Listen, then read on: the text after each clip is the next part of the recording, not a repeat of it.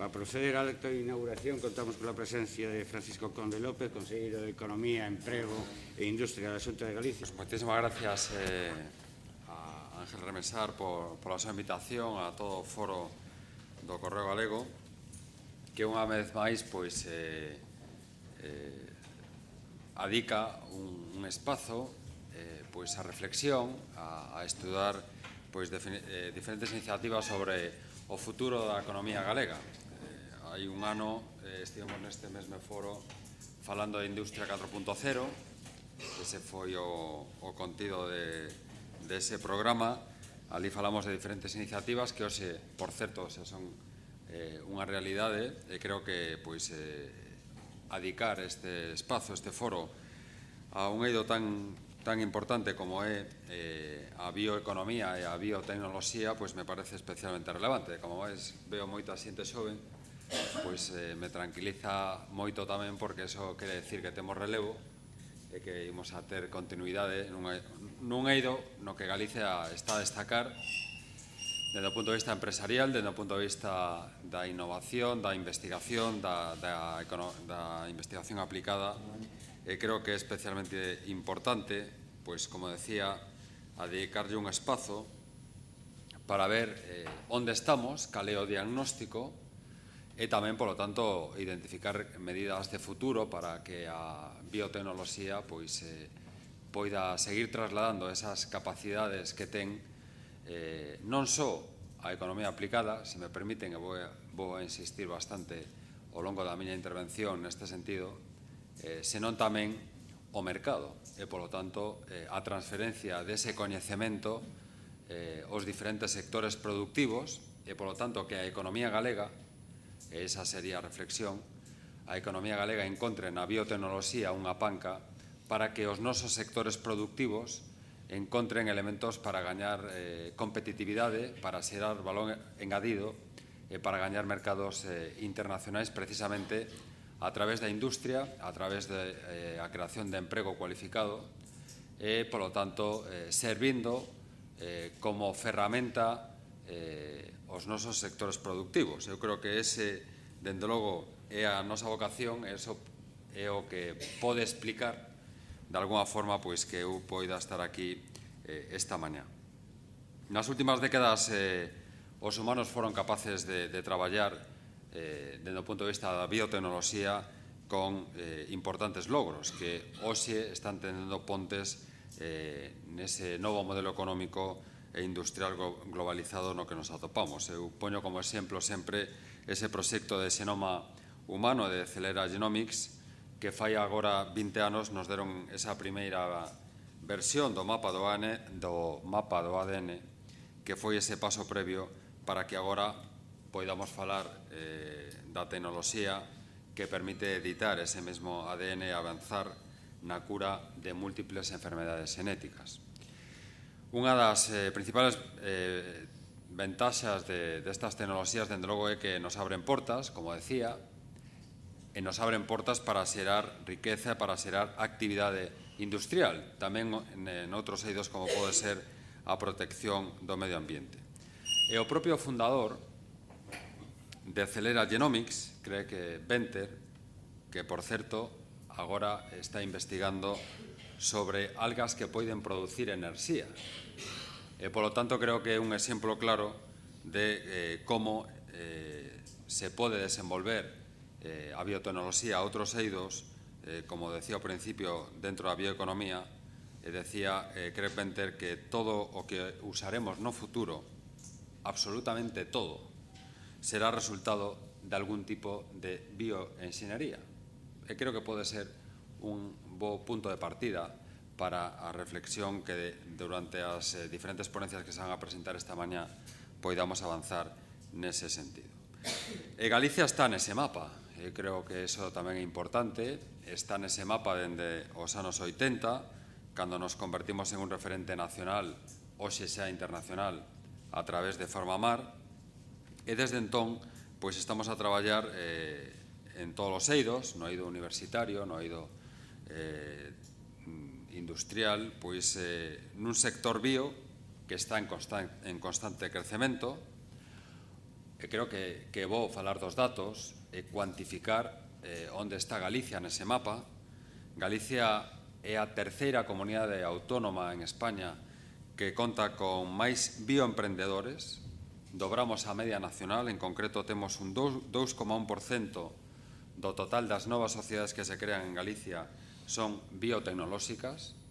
Nestes momentos o sector está facturando 250 millóns de euros, está dando traballo a 1.300 persoas e, de novo, superamos a media nacional en canto ao persoal que traballa na I+D+I biotecnolóxica respecto ao total de ocupados, en concreto o 1,16%. E o máis importante de todos estes datos é que estas cifras teñen nome e apelidos. Falamos de empresas concretas, empresas que están desenvolvendo unha actividade importante, como Cubiotec, que hoxe xa participa, ademais, neste foro, acaba de ser unha das gañadoras da terceira edición de Galicia Open Future. Falo de Galquimia ou de Nasas Biotech, que tamén nos van a acompañar nesta xornada, ou igual que outras firmas en Galicia como Nanogap, como Talga ou DART, que naceron todas elas en gran medida do traballo das universidades, das fundacións ligadas ao ámbito sanitario e que hoxe, xa digo, conforman unha realidade. Non debemos esquecernos tampouco dos centros tecnolóxicos e dos centros de investigación, tamén das asociacións e dos clústeres de referencia no eido biotecnolóxico, como é o traballo que está a desenvolver Bioga. Falo tamén das unidades mixtas de investigación que están favorecendo proxectos innovadores de vanguarda, tamén no eido biotecnolóxico e no eido sanitario. Falo neste caso de Roche e da Fundación Ramón Domínguez. Falo tamén de Innofarma e de Laboratorios Esteve. Falamos tamén das capacidades que estamos a desenvolver a través das diferentes aceleradoras de empresas, e nomeadamente a través de Agrobiotech, que é unha aceleradora que precisamente tamén quere traballar non só con novos proxectos, senón tamén con pequenas e medianas empresas que xa están no mercado, que facturan máis de 100.000 euros e que se benefician de proxectos de aceleración precisamente para ver como poden seguir incrementando o seu peso no mercado. Nesta aceleradora Agrobiotech identificamos claramente que unha das principales carencias que teñen as empresas biotecnolóxicas é precisamente as necesidades de incrementar as súas políticas de comercialización e tamén o incremento do seu tamaño. E Agrobiotech é unha fórmula que está resultando exitosa, que está promovida pola Axencia Galega de Innovación e que, xa digo, permitiu traballar o ano pasado con 11 empresas e xa estamos diseñando a segunda edición co obxectivo precisamente de abrir oportunidades ás empresas máis pequenas, tamén nalgúns casos a empresas medianas, pero sobre todo abrir oportunidades ás empresas biotecnolóxicas máis innovadoras. Eu creo que todos estes exemplos certifican que Galicia está no mapa, biotecnolóxico español, con unha vocación claramente internacional, e sobre todo certifican que Galicia ten capacidade instalada. E se realmente queremos traballar nun sector estratégico, se realmente queremos que en Galicia poidamos impulsar outros sectores, máis aló do sector naval, do sector da automoción, do sector textil, no sector da pedra natural, dos sectores, en definitiva, digamos que teñen unha maior tradición en Galicia. Se queremos impulsar outros sectores, o primeiro requerimento é que haxa capacidade instalada. En Galicia temos capacidade instalada en termos de coñecemento, en termos de empresas, en termos, en definitiva, de un sector que está despuntando, que leva traballando moitos anos e que, como decía, dende logo, dende a perspectiva da Xunta de Galicia, o sector bio é, dende logo, unha das principales apostas que temos en Galicia de cara a futuro. E esa aposta creo que ten un reto, que ten, de alguna forma, un desafío colectivo, é precisamente como a biotecnoloxía pode contribuir, o está demostrando, pero como hai que traballar sempre na mellora continua, temos que intentar ir a máis, e como a biotecnoloxía pode seguir mellorando esa transferencia de tecnoloxía ao mercado, unindo os eidos público e privado e, sobre todo, abrindo novas oportunidades de emprego no sector industrial. Creo que ese é un aspecto onde claramente temos que falar de futuro, falar, polo tanto, de vincular a biotecnoloxía ao sector industrial. E aí xa digo que o que esperamos é que todo ese esforzo público-privado poida asentar as bases para que a biotecnoloxía poda xogar ese papel. Eso non o pode facer a Xunta de Galicia, non o pode facer unha administración sola, non o pode facer tampouco o sistema universitario e o sistema de fundacións solos, e non o pode facer tampouco solo o sector industrial. Este é un esforzo colectivo onde a administración, os centros de coñecemento, as universidades, os centros tecnolóxicos e as empresas teñen ese reto de traballar xuntos para precisamente desenvolver as ferramentas e as capacidades que nos poidan permitir afrontar estes retos. Nos fixemos un primeiro paso como punto de partida nesta visión de innovación conxunta entre a administración, o ecosistema de coñecemento e o sector productivo, e elaboramos unha estrategia, a Estrategia de Impulso á Biotecnoloxía 2016-2020, que intenta precisamente vertebrar esta idea. Traballar xuntos entre a administración, o sector productivo e o sector do coñecemento para precisamente desenvolver as bases para que o sector bio pase a ser un polo de atracción de investimentos e de talento para Galicia. Eso é o que estamos buscando, que Galicia sexa un lugar para investir en biotecnoloxía e para captar e reter talento que poida desenvolver a súa actividade aquí en Galicia. Temos un objetivo claro de incrementar o número de empresas biotecnolóxicas, queremos incrementar a súa facturación e tamén queremos crear novos empregos cualificados no sector e, polo tanto, que a través desa creación de novas empresas e de empregos cualificados, pois Galicia teña ese recoñecemento, ese posicionamento no sector biotecnolóxico. Teño que decir que isto non é fácil. Non é fácil. Necesitamos talento, necesitamos coñecemento e necesitamos tamén esa capacidade investidora do sector productivo, do sector industrial para facer esa aposta pola biotecnoloxía. Pero, bueno, eu creo que estamos dando pasos, estamos desenvolvendo programas onde a administración pretende colaborar co coñecemento e co sector productivo para poder darlle contido a esta estrategia de biotecnoloxías. Eu vou falar agora de 3 iniciativas que son un comenzo e, polo tanto, son un punto de partida sobre aspectos nos que creo que hai que seguir profundizando, nos que creo que hai que seguir traballando e no que eu espero se poidan seguir desenvolvendo novas iniciativas neste contexto de colaboración público-privada que entendo que é o que precisa o sector biotecnolóxico galego para seguir tendo un papel destacado no contexto tanto nacional como internacional. Falo en primeiro lugar do talento. Por lo tanto, temos que apostar polo talento. Non só dentro das universidades e dentro dos centros tecnolóxicos, por suposto, aí está toda a política da Consellería de Educación nese sentido, pero tamén temos que intentar atraer o talento para o desenvolvemento de transferencia de tecnoloxía e de desenvolvemento de proxectos de innovación.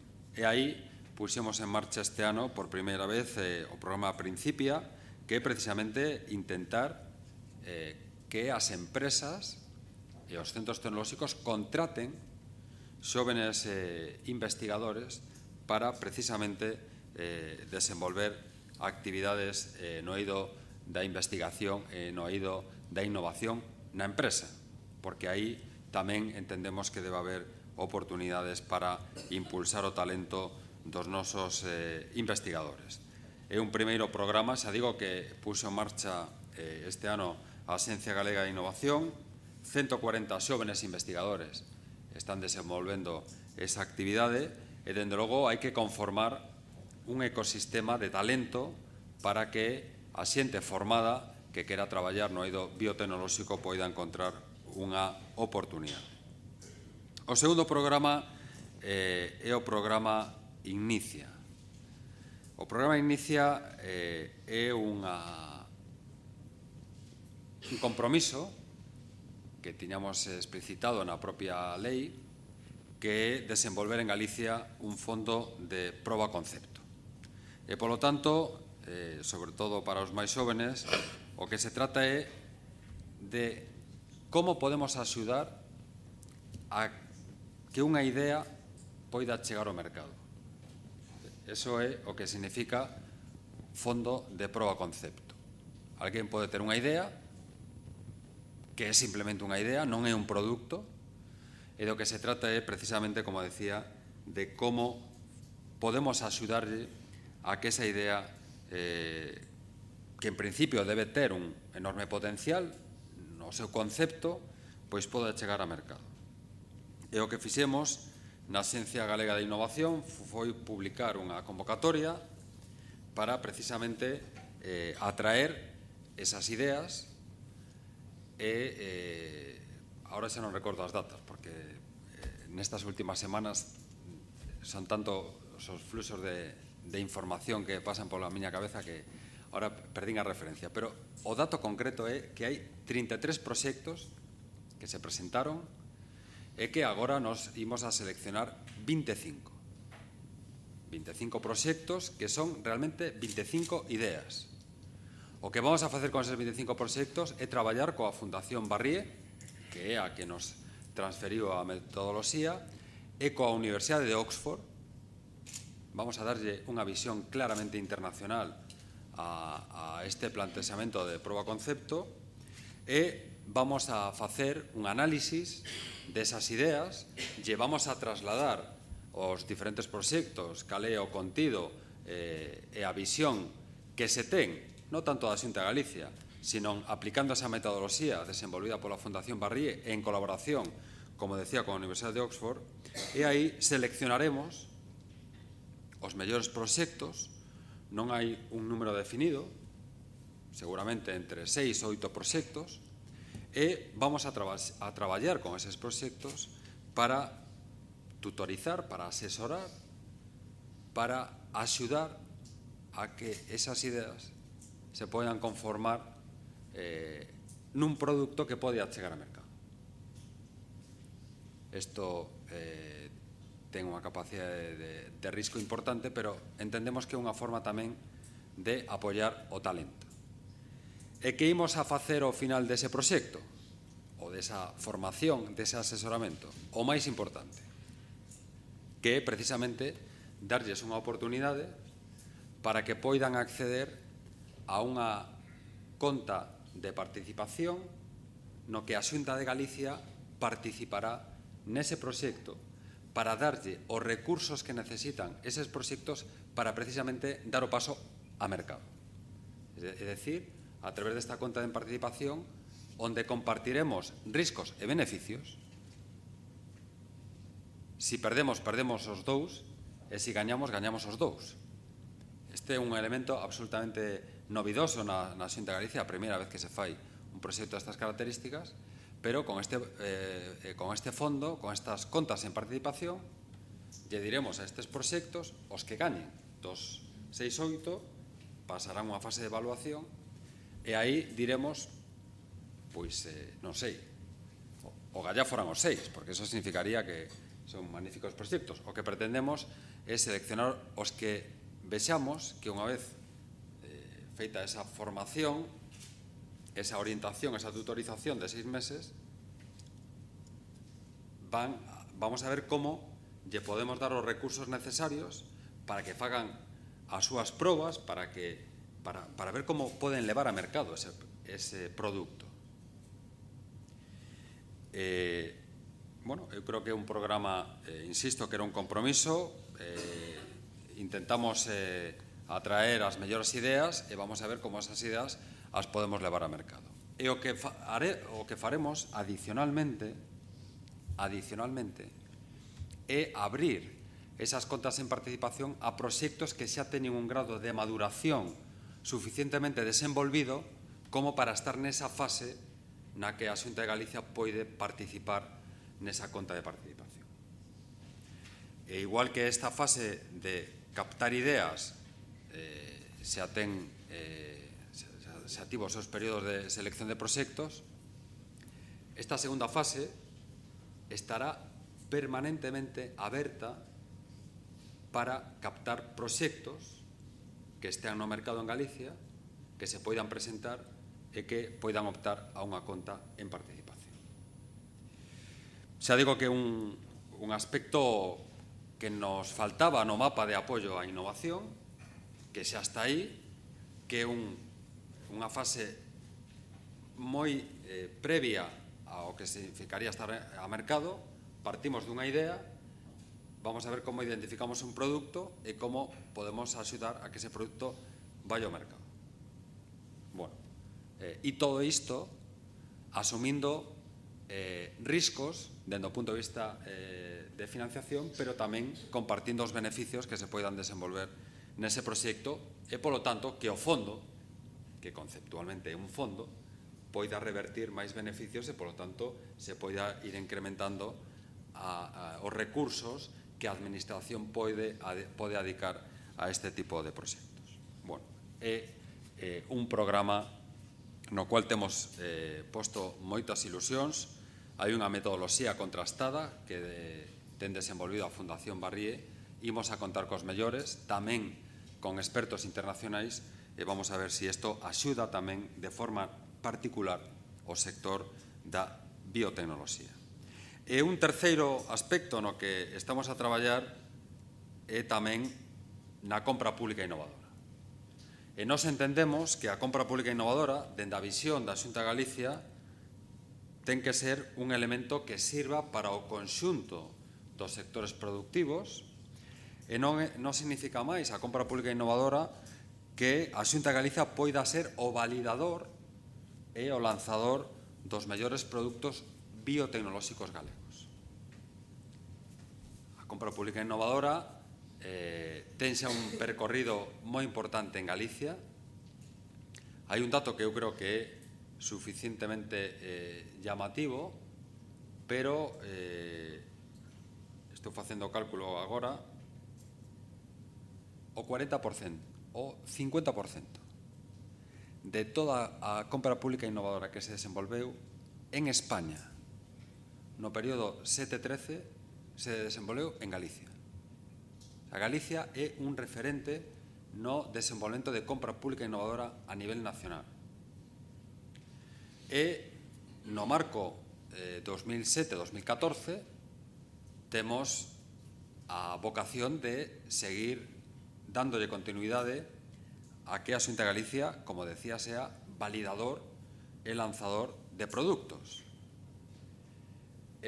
Igual que no período 7-13 se desenvolveron proxectos como Innovasaúde, Hospital 2050, o programa Innofarma, o programa Laserpet, diferentes programas de compra pública innovadora, 120 millóns de euros que destinamos en Galicia a programas de compra pública innovadora.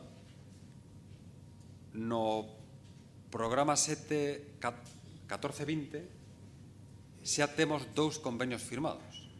Creo que a mellor explicitación de que este é un camiño que non ten retorno dende o punto de vista de como a Xunta de Galicia pode colaborar co sector privado para impulsar estes novos proxectos.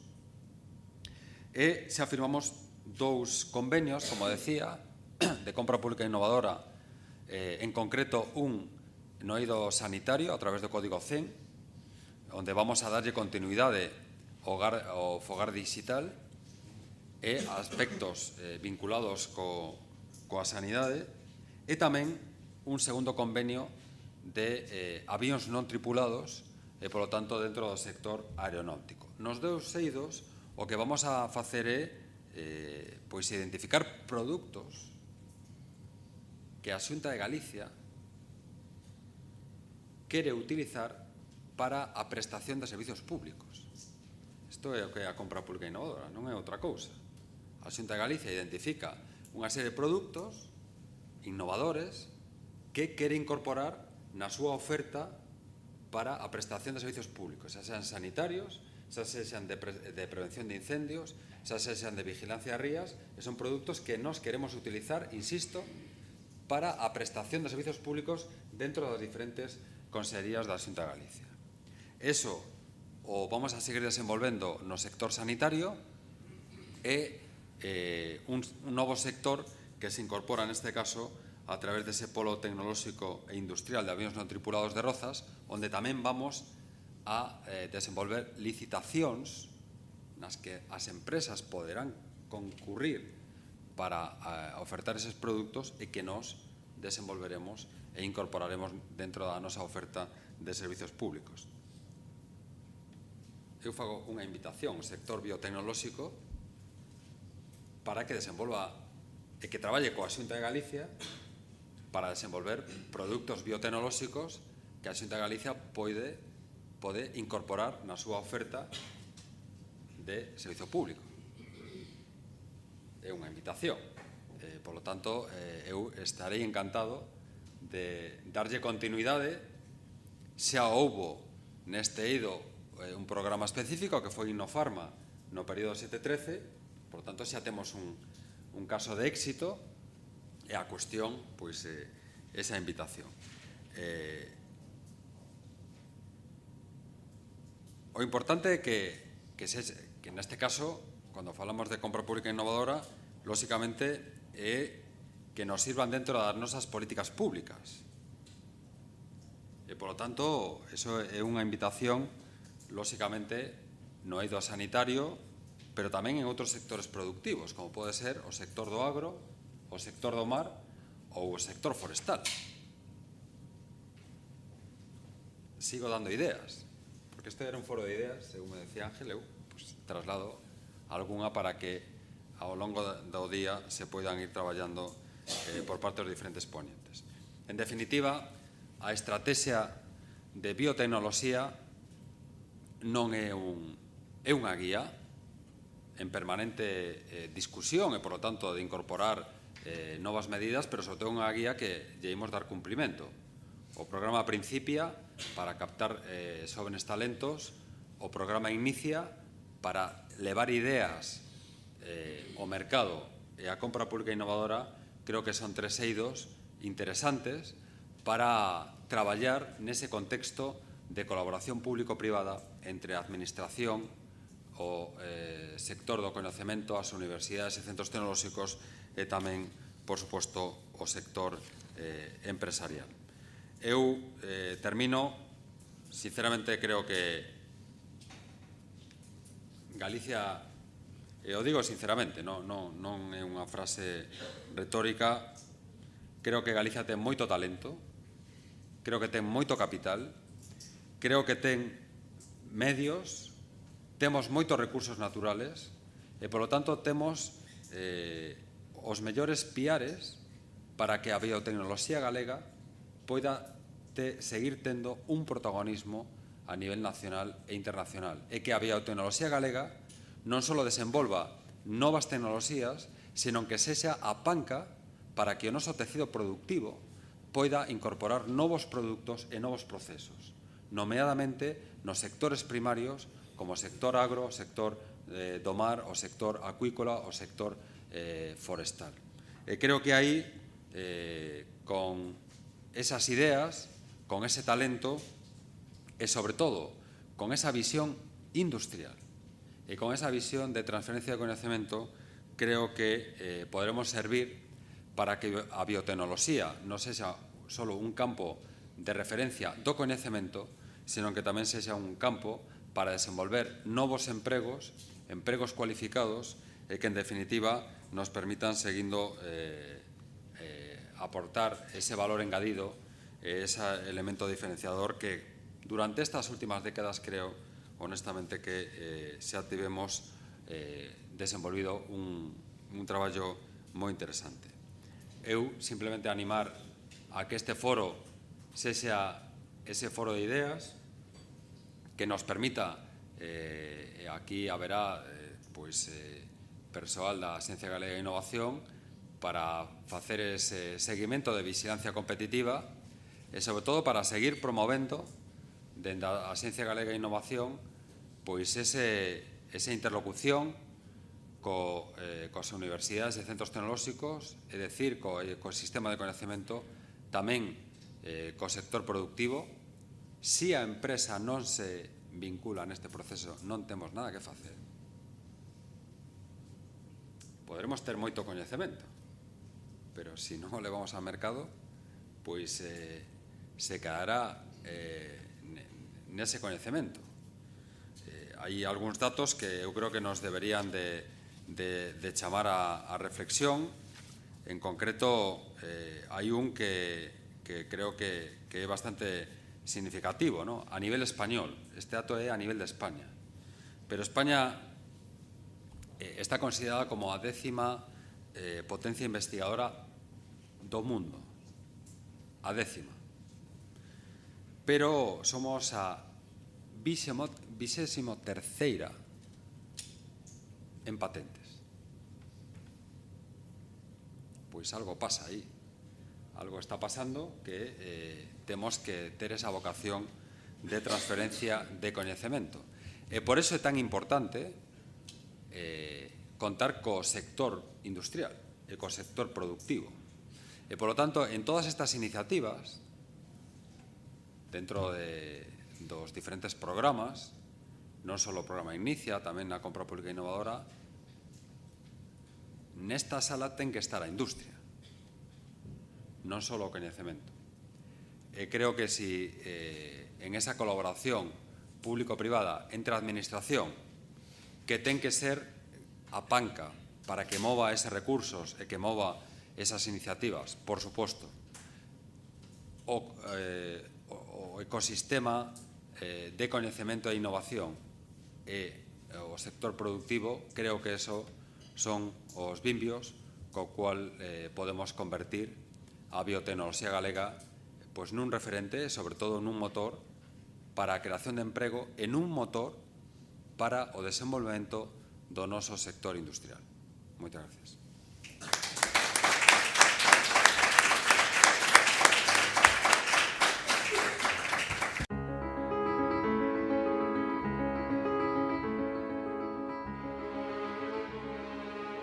Podemos manter a hora que estaba prevista porque creo que o tema é realmente interesante e máis todavía as persoas que teño a honra de presentarlles e despois de moderar. Quero en primeiro lugar felicitar ao Grupo Correo Galego. Me parece que este tipo de iniciativas son realmente de enorme interés e ademais me gusta especialmente ver aquí rapaces e rapazas novos que serán en poucos anos seguro no ámbito da biotecnoloxía ou en calquera ámbito profesionais de enorme prestixio, non me cabe dúbida, e seguro que unha parte deles tamén investigadores e investigadoras notables, que creo que é algo que especialmente necesitamos en Galicia e necesitamos en España. De feito, temos un reto especial con vos, porque temos que tratar de que o que aquí se diga, ademais de ser oportuno, pois vos impacte, é dicir, que non vos parezca un rollo, non? A ver se o conseguimos, vamos a intentarlo. Bueno, de feito, antes de presentar as tres persoas que están nesta mesa e que de feito van a ter o protagonismo principal, me gustaría trasladarlles algunhas cuestións preliminares. Primeiro, non imos falar só de investigación galega nin exclusivamente do ámbito da biotecnoloxía. Realmente a situación da biotecnoloxía galega nin se desenvolve, nin se pode abordar como se fora un compartimento estanco no ámbito xeográfico político ou temático. Ao final, non somos unha illa, incluso nun sector tan concreto como este, falando da investigación, pois vivimos nun contexto que me atrevería a decir pois que é como mínimo europeo, xa de forma máis directa, lóxicamente, o español, e a él me referirei despois. Despois, esta mesa, vamos a intentar que sexa unha mesa de debate, realmente. É dicir, por tanto, non unha sucesión de monólogos. Isto xa o compartimos as 4 persoas que estamos aquí, estamos de acordo, e a idea é, a ver se temos algo de tempo tamén, que o público, eu diría que especialmente o público que está aí situado, pois que se atreva a interpelar, a facer algunha pregunta ou a trasladar algunha opinión, non? O que sí pediría é a maior concreción posible en todos os casos. Vou a facer brevemente, pero creo que é oportuno que fagamos algunha valoración de contexto. O conselleiro, creo que fixo unha acertada reflexión sobre o que é a situación do ámbito concreto do noso país de Galicia, a biotecnoloxía en Galicia, as iniciativas que hai fundamentalmente, era o que lle correspondía desde o sector público, pero permítanme agora que eu faga un análise a nivel de Estado español que, lóxicamente, nos influye de forma moi directa. A miña reflexión é gris oscura, non é negra, porque nunca hai que ver as cousas negras, pero é gris oscura. Xa deixaremos un papel co que empezarei con elas tres, deixaremos tempo a falar tamén de moitas cousas positivas, optimistas, ideas que seguro que se poden levar adiante, pero se somos, digamos, ignorantes ou pechamos os ollos a unha realidade que non é nada positiva, pois me parece que nos estamos olvidando de algo que é fundamental para poder mellorar, non? Que é coñecer a realidade. Mire, permítanme que lles diga algúns datos, algúns enormemente recientes, non? Se presentaba aí uns días, o INE presentaba datos sobre o investimento en investigación no ano 2015, o ano pasado, a nivel de Estado español. Estos datos nos decían que en termos absolutos, en 2015 o investimento se incrementou algo, pero en termos relativos, unha vez máis, e xa son 5 anos un detrás do outro, en termos relativos ao PIB, o investimento en investigación sigue recortándose. Claro, si ahora, e ás veces para ver realmente a cruda realidade do que se di, é bo facer comparacións, non? Ainda que sexan odiosas. Miren, doulles un dato. Se imos ao ranking de investimento en I+D por países relativos a PIB, en Europa só superamos a Eslovaquia, Lituania, Polonia, Grecia, Bulgaria, Malta, Letonia, Rumanía e Chipre. Países, todos absolutamente igual de respetables que o noso, pero, desde logo, cos que non queremos, do grupo donde non queremos estar en algunhas das parcelas, e particularmente na parcela da I+D, lóxicamente. Non é aí o noso referente, non é aí onde queremos posicionarnos. Pois hoxe estamos aí e levamos en estos anos de crise un recorte en investimento en I+D en España do 10%, mentras que a media da Unión Europea dos 28, non dos 15, dos 28 creceu un 25%. Bueno, estas son aspectos importantes, es decir, se somos realmente un país, como somos, ambicioso, que tuvo décadas, as últimas, de enorme progreso económico, en educación, sanidade, investigación tamén, por suposto, daba algún dato antes o conselleiro, que despois me referirei, pois non é este o camiño que debemos de seguir. Isto sí que é unha volta atrás. O conselleiro falaba de camiños que xa non teñen retorno, este, desgraciadamente, está tendo, non? Pero se vamos ao sector privado, vemos algo parecido. Nos anos de crise, a industria, o tecido productivo, recortou os contratos de I+D coas universidades, cada vez temos menos empresas que innovan, de acordo coa súa propia declaración, cada vez temos un menor compromiso do sector productivo. É verdad que no noso país temos fundamentalmente pequenas e medianas empresas que teñen moitas dificultades para facer I+D e para incorporar incluso o coñecemento do desenvolvemento tecnolóxico, pero saben tamén que se non o fan teñen un percorrido realmente corto e nada positivo. E tamén temos sectores como fundamentalmente o sector servicios e turismo que non son os que máis se comprometen en este sentido.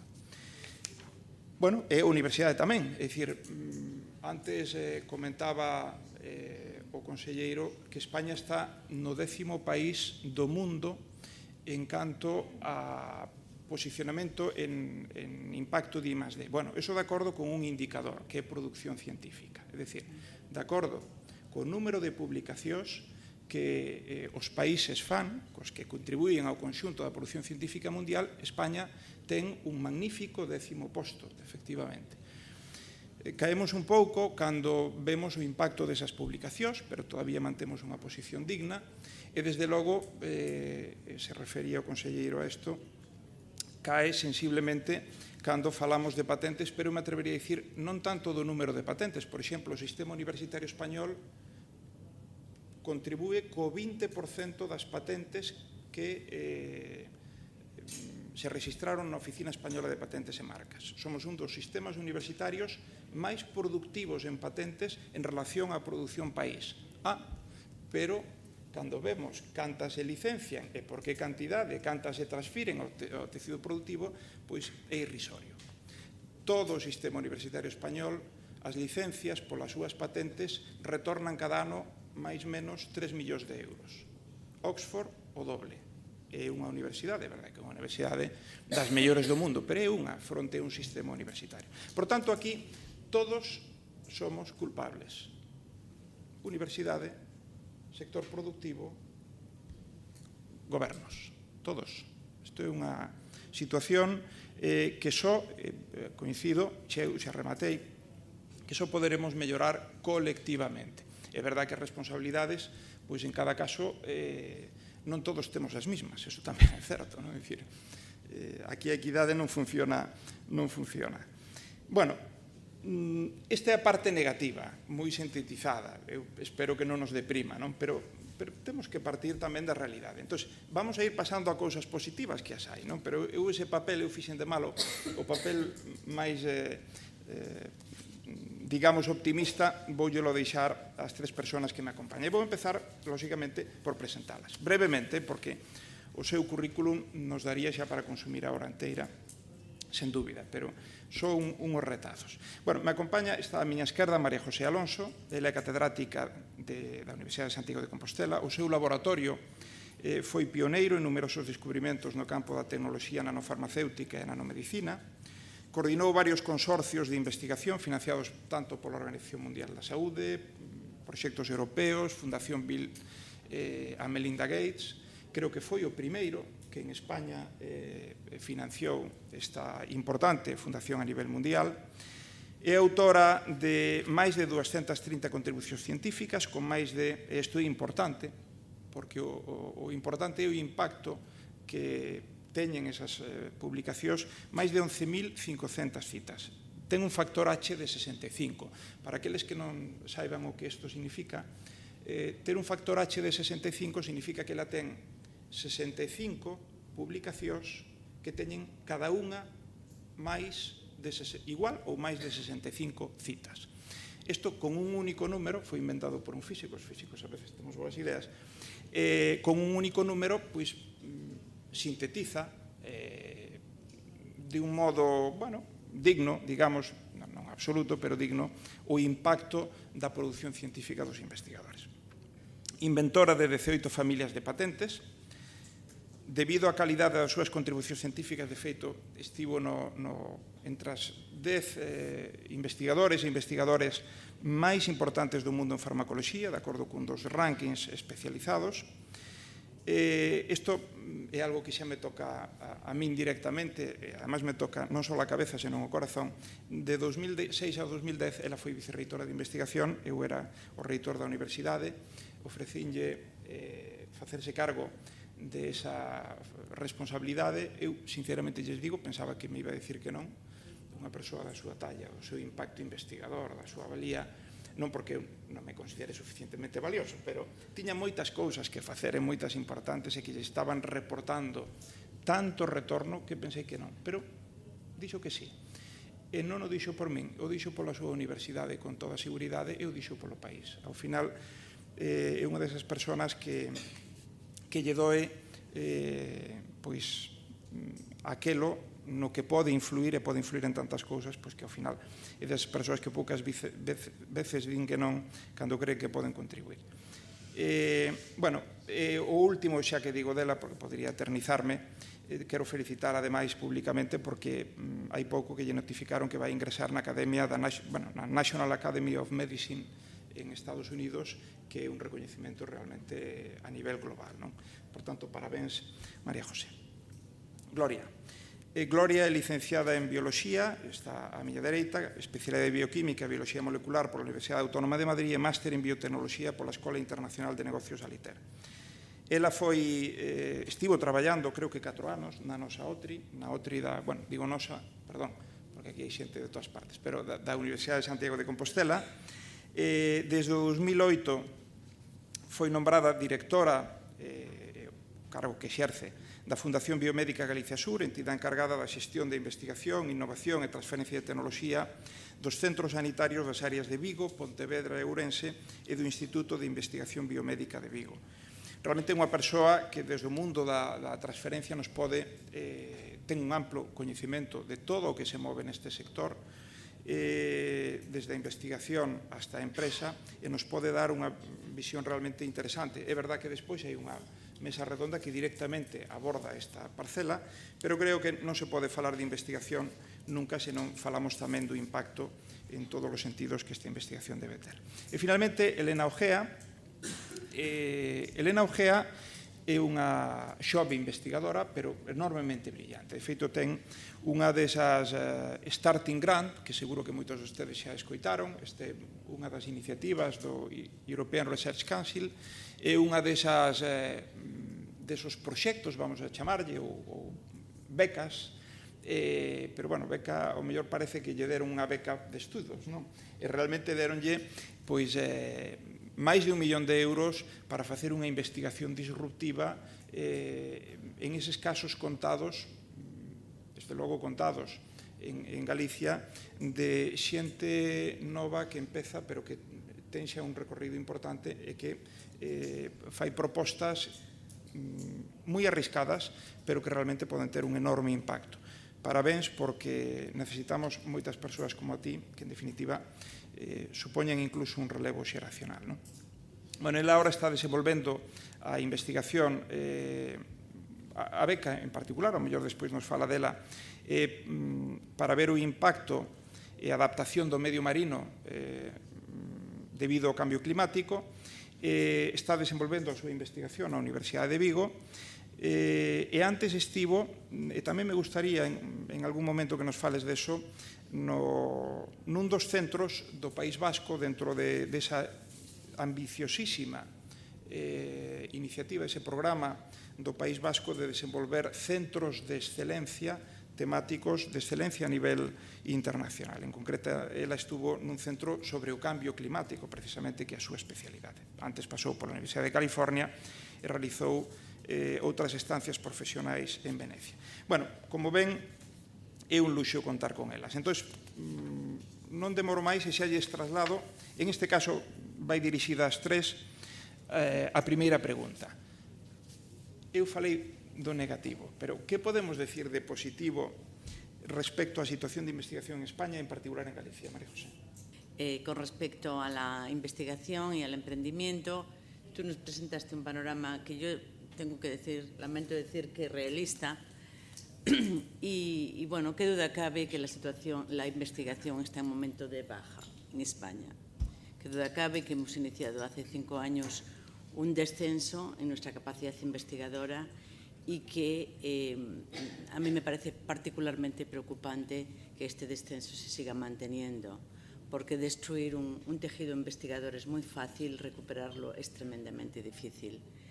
Lo positivo que yo puedo sacar de esto es que, a pesar de las condiciones tan poco proclives, ¿no?, a estimular la investigación que hemos vivido en España en los últimos años, el tejido investigador pues se mantiene más de lo que yo hubiera pensado en estos años. Es decir, todavía hay un porcentaje de investigadores que sobreviven, y digo que sobreviven, a pesar de la situación en España, pero hay que ser conscientes de que este porcentaje de investigadores son fundamentalmente los que viven de recursos externos, ¿no?, los que tienen una proyección internacional importante y que efectivamente su investigación no depende de España.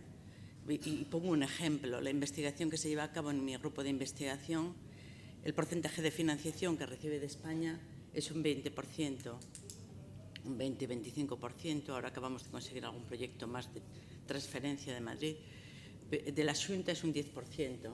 Es decir, que obviamente, si no fuera por nuestras relaciones internacionales y nuestra capacidad de captar recursos fuera, que hay que decir, obviamente jugamos en clara desventaja cuando competimos con otros investigadores para conseguir recursos de la Fundación Gates, qué duda cabe que estamos en clara desventaja con respecto a los americanos. Cuando competimos con otras fundaciones, como nosotros tenemos un proyecto de la Fundación, de la Organización Internacional del Cáncer, qué duda cabe que es de origen británico, que estamos en desventaja con respecto a los británicos, de tal modo que yo quiero ser optimista y siempre le digo a mis discípulos, a mis colaboradores, que no se puede ser investigador sin ser optimista, porque la mayoría de las cosas que intentamos no salen y es un reto constante, una lucha constante, ¿no? Entonces yo me mantengo optimista en la línea de que espero que nuestros políticos recapaciten y sean de verdad conscientes de que no hay progreso, no hay futuro si no hay investigación. Es más, no hay transferencia, no hay emprendimiento si no hay investigación, o emprendimiento de alto nivel. No hablamos de emprendimiento de montar una peluquería o una panadería, sino un emprendimiento de alto nivel basado en el talento. Y yo creo que eso no lo hay si no hay investigación. Y la situación es muy preocupante, yo lamento decirlo así. Y además tenemos otros ejemplos dentro de España, por ejemplo, lo comentabas antes. Yo creo que lo que ha hecho Cataluña, lo que ha hecho el País Vasco con esta red de centros de investigación, con los programas ICREA, Ikerbasque, eso es algo que en su día, ya cuando yo era vicerrectora, intentamos imitar y fue muy difícil, fue imposible conseguir llegar a este tipo de iniciativas, y que al día de hoy empiezan a dar sus frutos, y estas dos comunidades se muestran claramente, tanto a nivel de investigación como a nivel universitario, académico en general, como las más poderosas, o al menos yo tengo esa sensación, ¿no? El otro día estábamos en un debate en el que se comparaba Cataluña y Madrid, y parece ser que Cataluña va muy por delante de Madrid en todos los aspectos relacionados con investigación y con innovación, mientras que, en teoría, el capital humano y recursos que han tenido pues han sido relativamente en la misma escala, pero sin duda el nivel de organización de centros de investigación, las iniciativas de apoyo han sido mejores en Cataluña, por lo que se comentaba, ¿no? Eso sí, hay una cosa que me parece particularmente positiva, y creo que ha sido solamente en los últimos años cuando realmente los investigadores hemos sido conscientes o hemos llegado a un alto nivel de conciencia de que nuestra investigación tiene que tener una traslación a la sociedad. Y yo creo que eso lo he visto en mis doctorandos y postdocs más palpable en estos últimos años. Es decir, saben que se tienen que buscar la vida, saben que hacer una tesis no es para ser profesor de universidad, puede serlo, pero que muy pocas posibilidades van a encontrar en esa línea. Y entonces sí que he visto un mayor arrojo en ese sentido. Yo los animo muchísimo, claro, a que vayan en esa línea. Por ejemplo, en este año ya dos de mis discípulas están en el proceso de creación de dos empresas en las que no intervengo yo, pero que ellas efectivamente han decidido que van por ahí, y yo las apoyo y las animo. Entonces sí que creo que esto, que suena muy mal, porque es bueno pasarlo mal para espabilarse, pero sí que creo que algo ha calado, y que los jóvenes al día de hoy ven el emprendimiento como algo más cercano a ellos. Todavía, a ver, no es para lanzar cohetes, ¿no? Porque yo lo veo en el aula, pero a lo largo del proceso de doctorado muchos de ellos son más conscientes, no tanto en el grado, pero sí en el proceso de doctorado, donde dicen, bueno, ¿yo ahora de dónde voy con todo lo que estoy haciendo, con todo lo que estoy adquiriendo, a dónde voy? Y como ven que la industria del entorno, o incluso a nivel nacional, no ofrece posibilidades, como ven que la universidad son muy pocas también las posibilidades que ofrece, pues ya lo tienen claro, han decidido que tienen que buscarse la vida y una de ellas es ellos mismos generar empleo, montar una empresa. O sea que eso es lo más positivo que yo me atrevo a decir y, como digo, creo que es positivo, que tenemos que congratularnos de que, a pesar de la situación precaria de la financiación, que es absolutamente imprescindible, no hay cuestión al respecto, pero a pesar de eso, el porcentaje de investigadores en activo que se mantiene es bastante aceptable. Muy bien, pues gracias. O sea que ves positivo la resistencia del sistema. Exactamente, la resistencia. Muy bien, pues...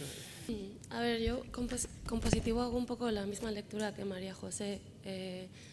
Está claro que el tiempo que yo llevo en ciencia he visto cómo se iban decreciendo los presupuestos, las ayudas de proyectos, como por ejemplo el Plan Nacional, que es uno de los soportes básicos, cómo cada vez nos financiaba un menos porcentaje de los proyectos. Estoy de acuerdo con ella en la lectura de que lo positivo es que se mantenga a nivel de comunidad científica ese alto nivel competitivo a nivel internacional. Creo que es un mérito. Creo también que no todo es negativo, también hay iniciativas positivas a nivel regional también. Viniendo del País Vasco, creo que la apuesta en el País Vasco por la ciencia es bastante importante. Y digamos integral, tanto en Cataluña como en Galicia, ahora con el Oportunios también se está haciendo una apuesta por atraer talento. Bajo mi punto de vista, se está empezando.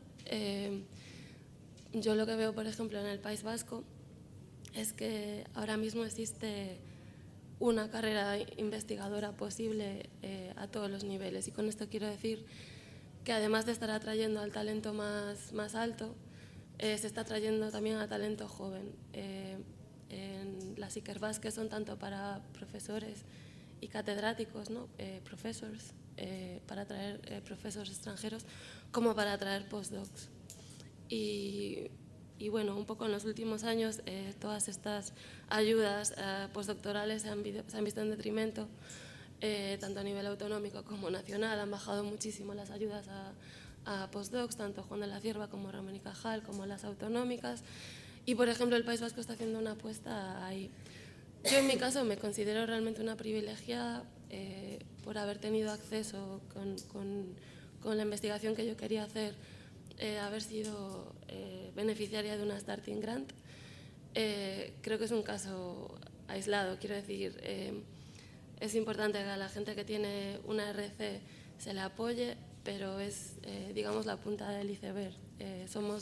El año que yo saqué una éramos 12 en todas las disciplinas en España, y lo que quiero decir es que al lado nuestra hay mucha más gente haciendo buena investigación que lo tiene más difícil todavía.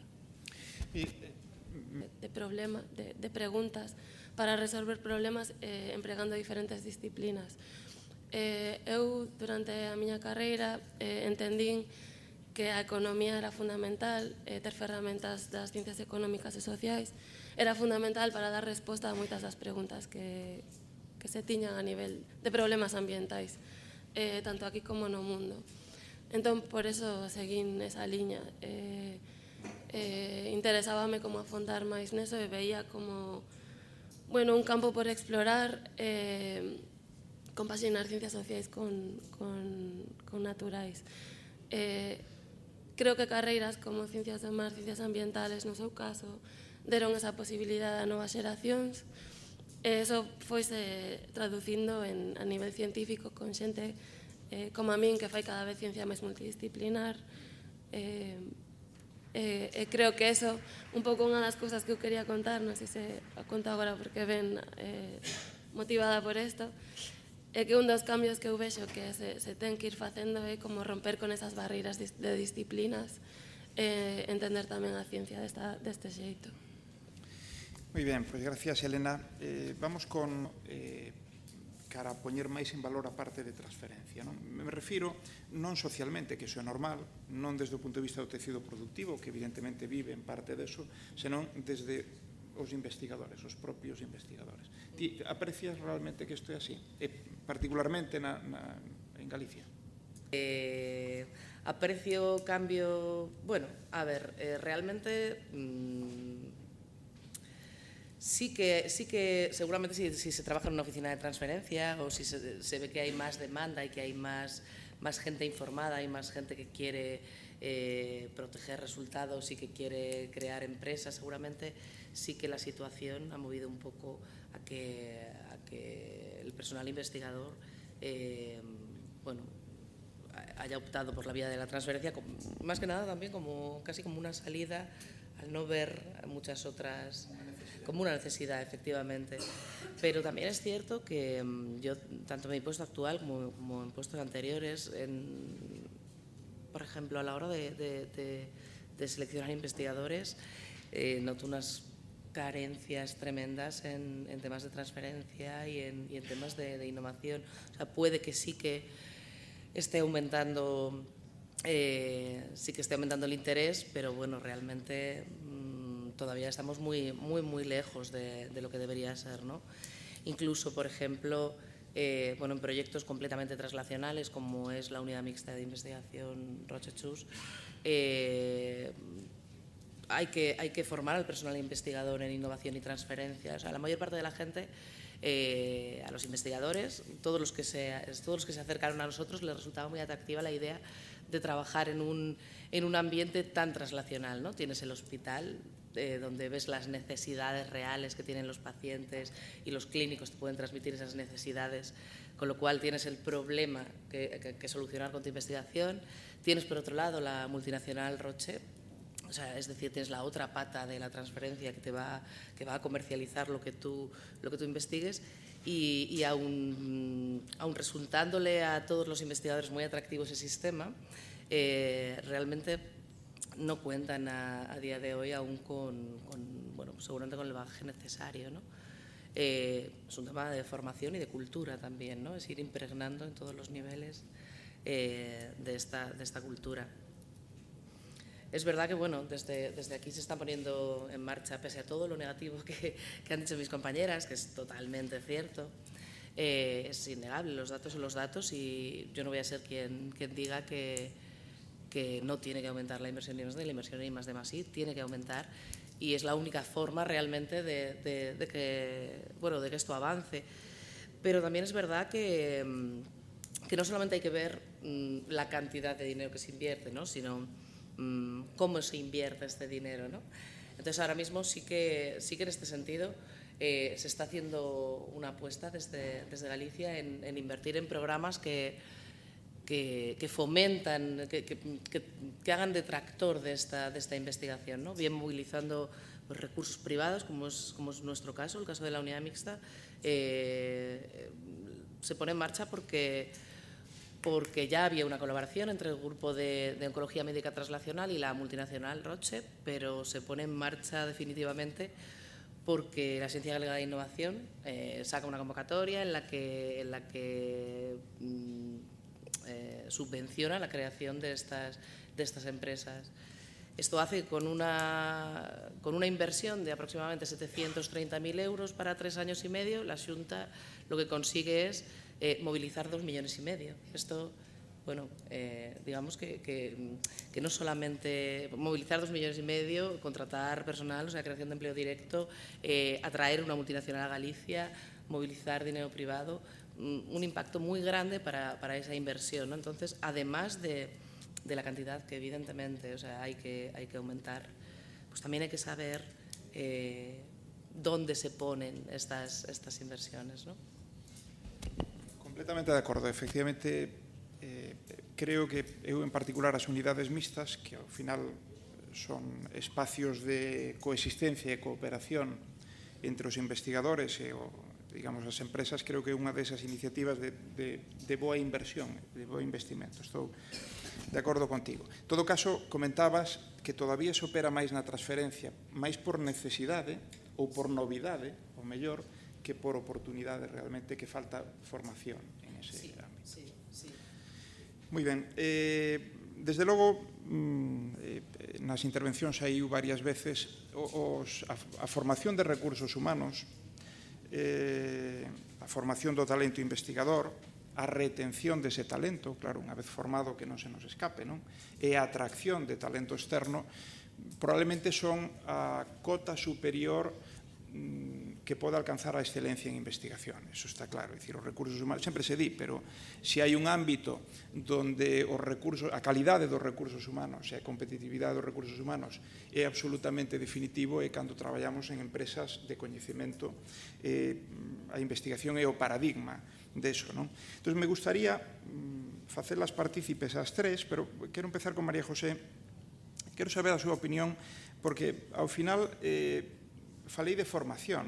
Por tanto, ainda que estemos falando que en última instancia formamos a investigadores despois de un arduo paso por aulas, laboratorios, etc., desde que son nenos moi pequenos hasta que son adolescentes como os que están aquí, hasta que xa son personas que claramente están enfocadas á investigación, pois hai un paso por un sistema e modelo educativos, os nosos, os que temos en España, en xeral, pois, con algúns matices nas comunidades autónomas, temos un bo sistema e un bo modelo educativo para formar investigadores. María José.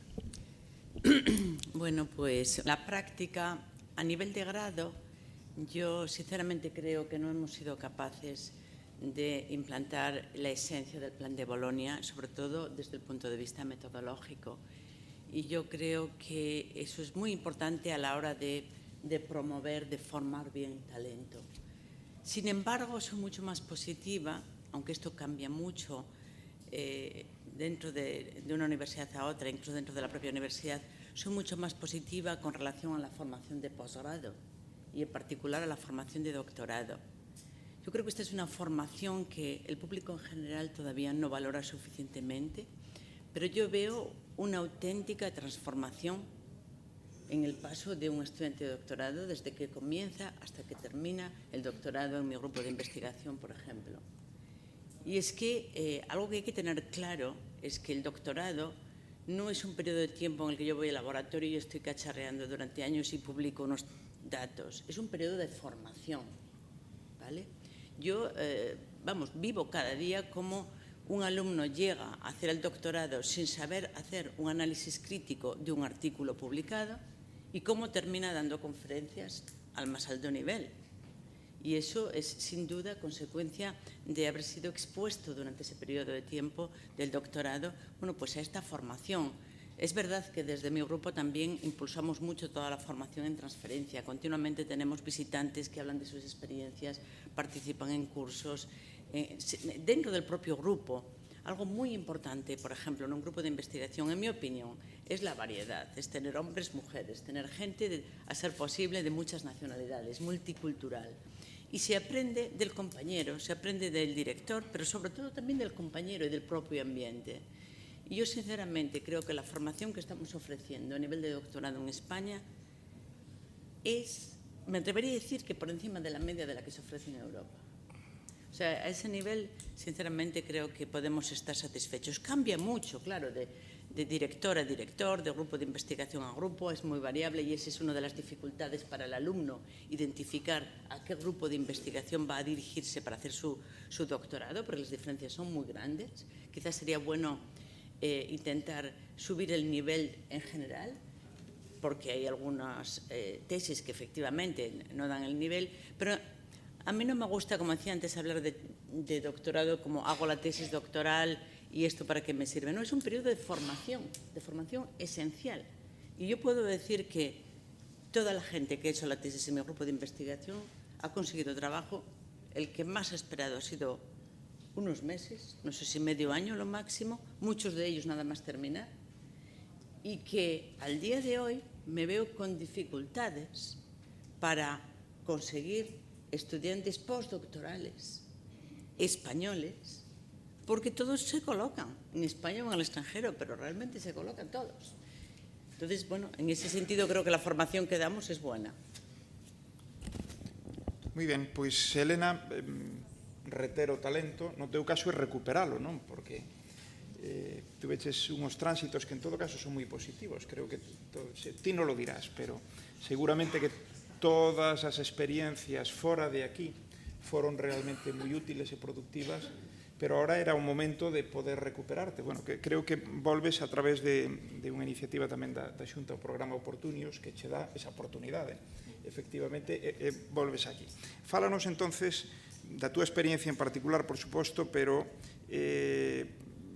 somos e realmente temos os mecanismos necesarios para reter o mellor talento que formamos?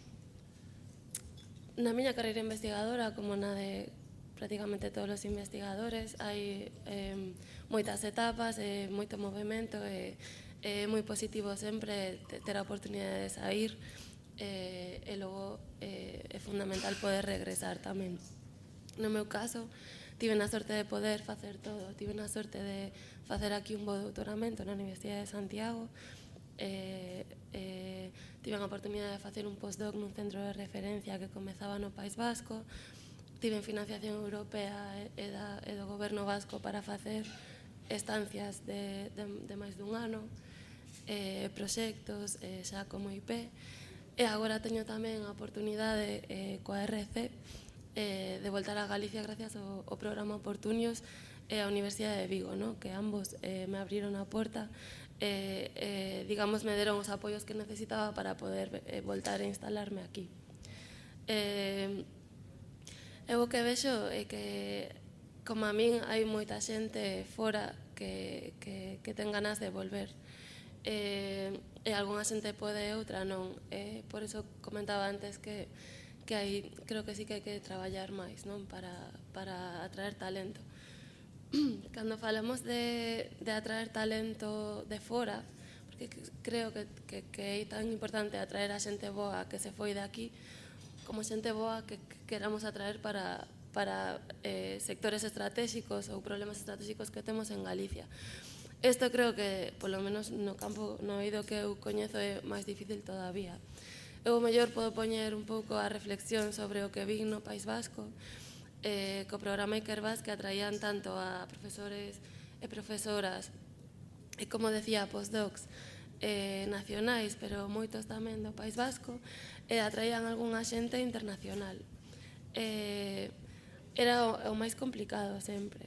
Ten que haber xa unha trayectoria, neste caso en Galicia, entendo, na miña opinión, que ten que haber xa unha trayectoria, por exemplo, co Oportunios, para que sexa recoñecido e coñecido o programa e poida atraer a xente de fora. Creo que isto é sempre máis difícil. Unha cousa que eu observei no País Vasco que creo que é fundamental a hora de atraer talento é que se atraia tamén de forma estratégica, é dicir, non só pola disciplina ou polo eido que queres fomentar, senón tamén traer a xente que sexa capaz de crear grupos de investigación e atraer financiación. Isto parece o mellor algo básico, pero eu co programa Ikerbas, que dende dentro vin como se atraían a profesores e profesoras moi bons, pero que en realidade estaban traballando prácticamente sós. E veías como as dúas caras, non? Xente que creaba equipo, que aportaba, e xente que, por suposto, aportaba a investigación, pero eso non creaba equipo, o mellor non era aplicada á rexión. Bueno, creo que todo é importante, pero tamén hai que ser estratégicos. A María José, porque ela o citou, dice que no seu equipo de investigación hai xente de moitos países, efectivamente é así.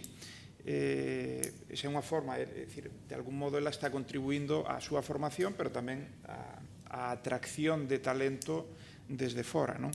Isto é o máis difícil de todo. Efectivamente, eu creo, coincido contigo, para ser atractivos ao exterior, porque unha cousa é que é difícil, a recuperación, hai que facer un esforzo grande, hai que dar oportunidades, non só oportunidades de reincorporación, senón oportunidades para desenvolver aquí un traballo a altura científica do que estabas desenvolvendo fora, porque senón os investigadores non volven por un salario. Teñen que comer tamén, son humanos, pero somos humanos, pero volven por moitas outras cousas, e iso, en definitiva, é un dos alicientes de que a investigación siga resistindo, non? Pero atraer talento de fora se necesita algúns grupos que son moi competitivos, son coñecidos a nivel internacional, teñen máis facilidades porque efectivamente son atractores naturales dese talento externo, pero debería de ser algo máis normal, non? Que se necesita para eso? Sobre todo, María José, ti que tes un grupo realmente, pois eso, moi poderoso, con resultados tremendamente exitosos. Ti, por exemplo, poderías incluso mellorar os resultados da túa investigación en outro lugar, en outro contexto, é dicir, botas algo en falta ou realmente no caso do teu grupo, derivado da túa valía e tamén do contexto que poida favorecelo, estás traballando como en calquera outro lugar do mundo. Fálanos da túa experiencia e de como iso pode influir ou non na atracción de talento. Tenemos gente de todas as nacionalidades, incluso me resulta máis fácil atraer postdocs extranjeros que españoles. Pero claro, sí que es cierto que hay que matizar. Cuando digo internacional me estoy refiriendo los postdocs y doctorandos que hay en mi grupo de investigación, pues a ver, es Portugal, es Italia, es Grecia, es alguno de Francia y luego países en vías de desarrollo.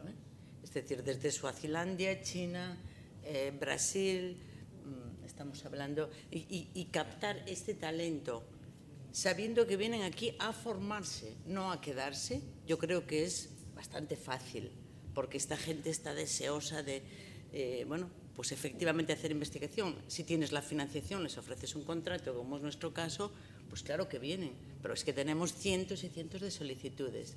Ahora bien, si estamos pensando, ¿por qué no vienen los investigadores españoles? ¿Por qué cuando sacamos una oferta para un doctor vienen todos estos investigadores extranjeros y no los españoles? Bueno, entre otras cosas porque están bien colocados por el mundo delante y porque saben que si vienen, por ejemplo, aquellos que tienen aspiraciones para entrar en un entorno académico, me dicen, yo voy ahí, ¿y después qué? El extranjero sabe que viene y se va a tener que volver, que no va a quedarse aquí. Viene a formarse, no viene a generar riqueza en el país, viene a formarse como nosotros. Y el español dice, yo me iría contigo, pero después de 3 años de postdoc contigo, ¿qué posibilidades tengo? Para eso me quedo en Canadá donde estoy, o me quedo en Estados Unidos y ya me buscaré la vida aquí. Entonces, eso sí que es un poco dramático, ¿eh? Es decir, que yo presumo del carácter internacional del grupo de investigación, pero también me lamento de no poder atraer a aquellos españoles porque no ven un futuro en el país.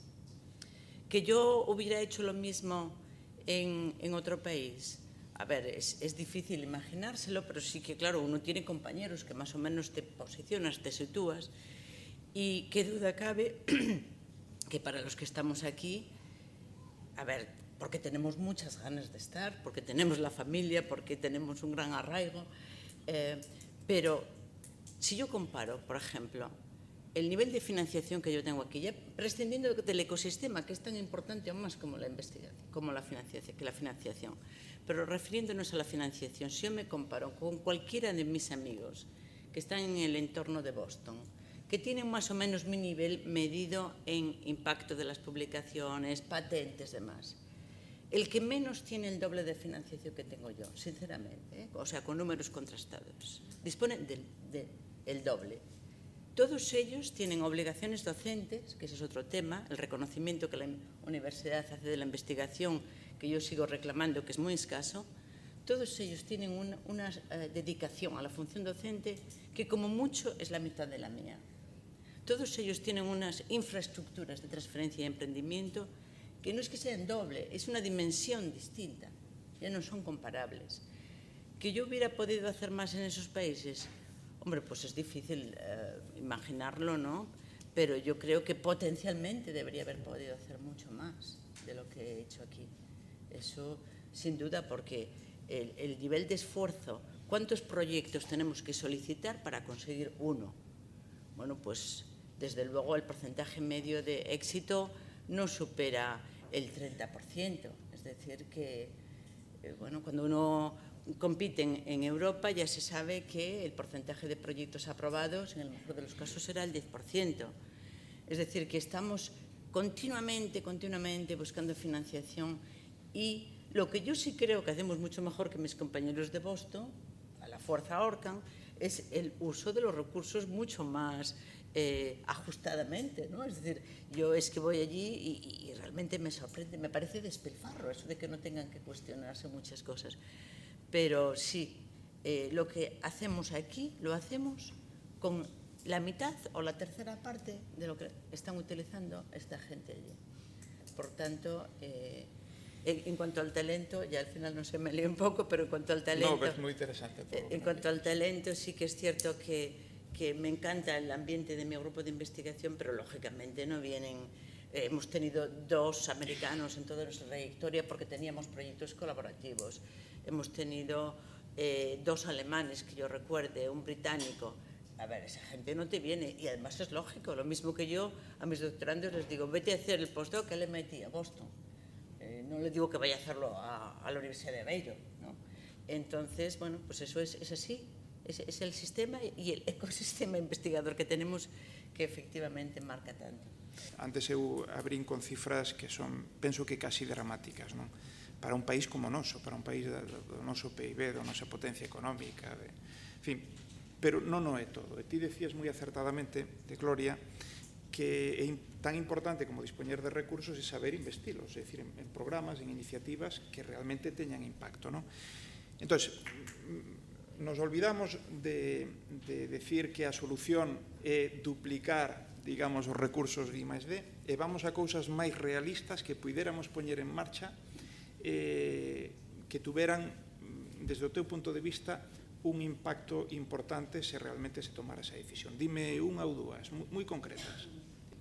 Sí que está relacionada también con la financiación y con los recursos, pero yo creo, por ejemplo, que bueno, todos los datos que has dado, es obvio que en Galicia y en España no podemos obtener más financiación de la que estamos obteniendo para investigación. Tenemos que ir a Europa. Entonces, una de las inversiones que a mí me parece buena, no son inversiones enormes y creo que pueden tener un retorno y un impacto muy importante, es todo el apoyo a internacionalización, bien desde estructuras públicas, o sea, bien que los propios centros generen estas estructuras, como que hay estructuras, bueno, comunes para todos, tanto para empresas, en sus procesos de comercialización internacional, como para grupos de investigación a la hora de presentarse a convocatorias europeas, también para empresas, evidentemente. Realmente los centros en Galicia que han apostado por este sistema hace muchos años lo notan, y realmente sí que, bueno, es una inversión en recursos humanos y en formación de estos recursos humanos, pero que luego tiene un impacto tremendo, porque conseguir proyectos europeos es a lo que tenemos que ir, y es donde podemos competir con otras comunidades. Las comunidades que han puesto este tipo de infraestructuras, este tipo de estructuras de apoyo en marcha, lo han notado también. Esto respecto a, bueno, a la hora de captar financiación, ¿no? El movernos, el aprender a movernos a nivel europeo y el tener estas estructuras de apoyo a nivel europeo. Otra de las cosas que se me ocurre que a lo mejor se podría facilitar un poco los temas de investigación, pero está, claro, muy relacionada con lo que estaban comentando mis compañeras. Yo creo que lo fundamental, esta es muy difícil, esta no es de las fáciles, todo el tema de estabilización de personal, ¿no? O sea, cómo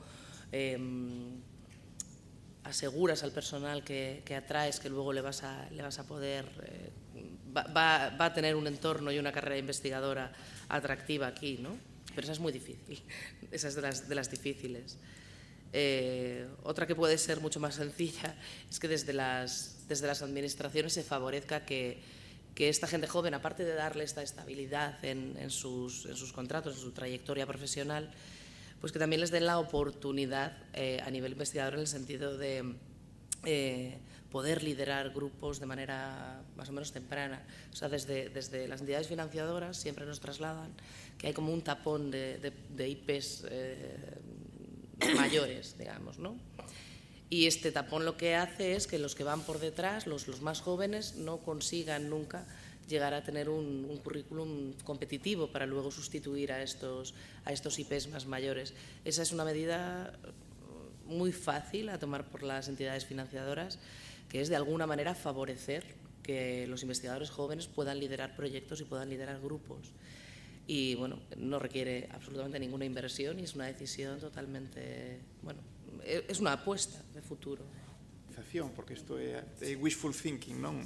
Se non temos realmente moitos máis recursos, pero o tema de axudar a internacionalizarnos e o liderazgo tempera me parecen realmente moi interesantes. Que conste que hai iniciativas que van xa nesta línea.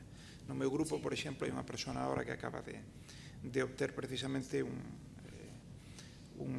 unha beca, un proxecto da Xunta que vai na idea de ser IP autofinanciar a súa investigación. María José, vamos contigo. Yo no veo posibilidad de que haber inversión, pero... de hacer nada. Yo creo que, a ver, a nivel de la universidad sería relativamente fácil reconocer un poco más la investigación en connivencia con la Xunta, es decir, que las universidades se pongan de acuerdo con la Xunta para reconocer más el papel del profesor investigador, que yo veo tan importante y en concreto en este entorno gallego donde la academia, la universidad pesa bastante, ¿no?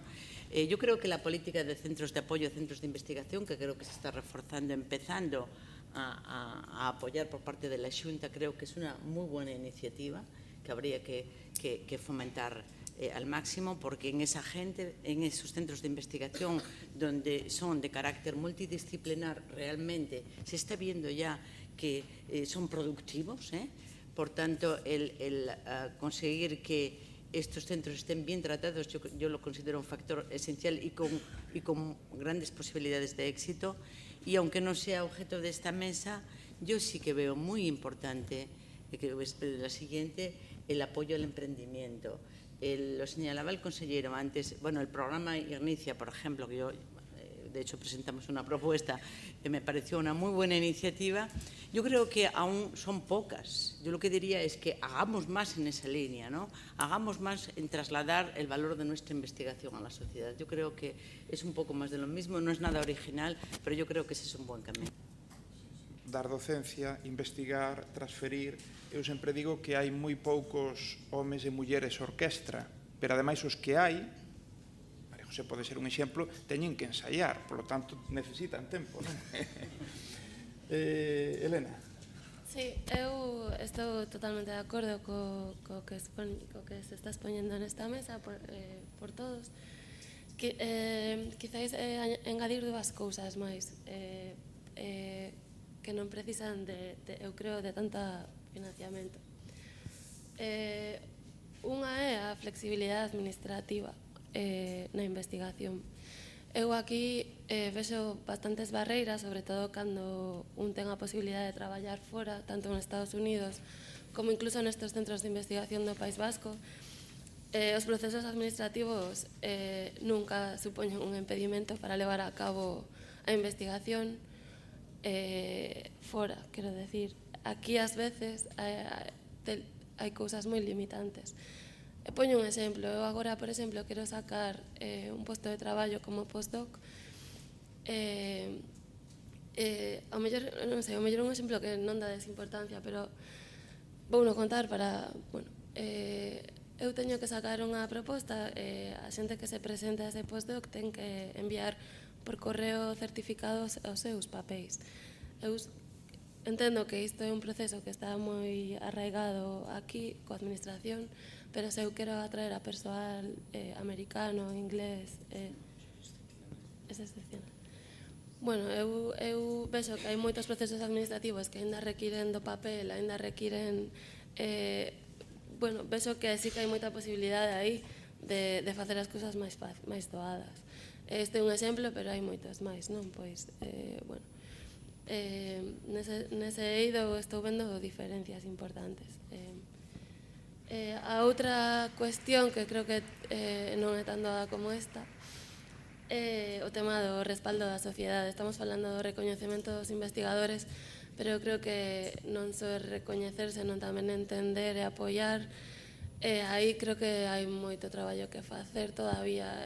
Tamén aquí vexo diferencias duns lugares a outros, non?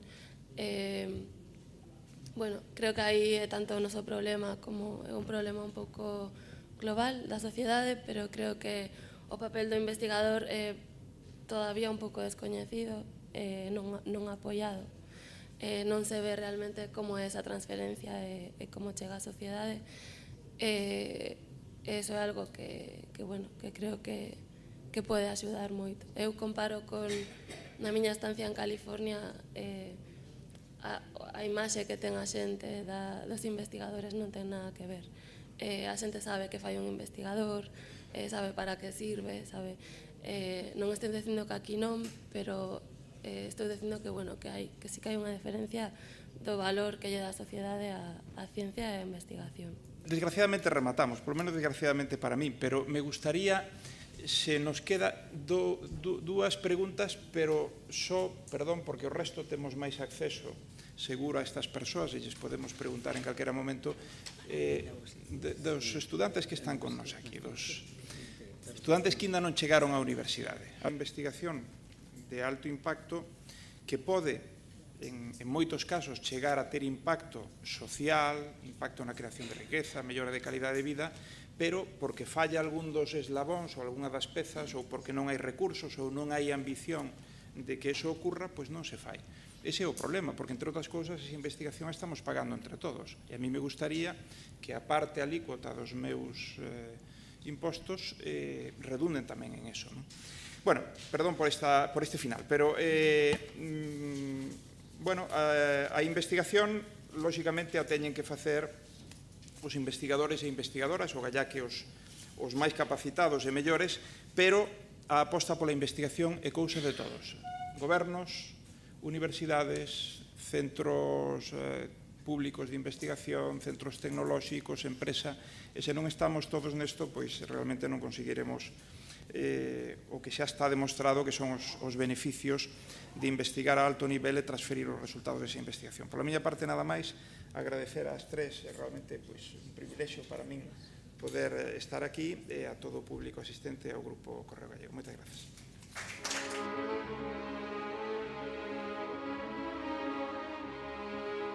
Chamo Xavier Cea, son subdirector del Correo Gallego. Benvidos a todos e a todas, gracias por estar aquí, en primeiro lugar. Confeso que teño unha profunda admiración pola xente que se dedica á investigación. Estas xornadas precisamente teñen moito que ver coa investigación.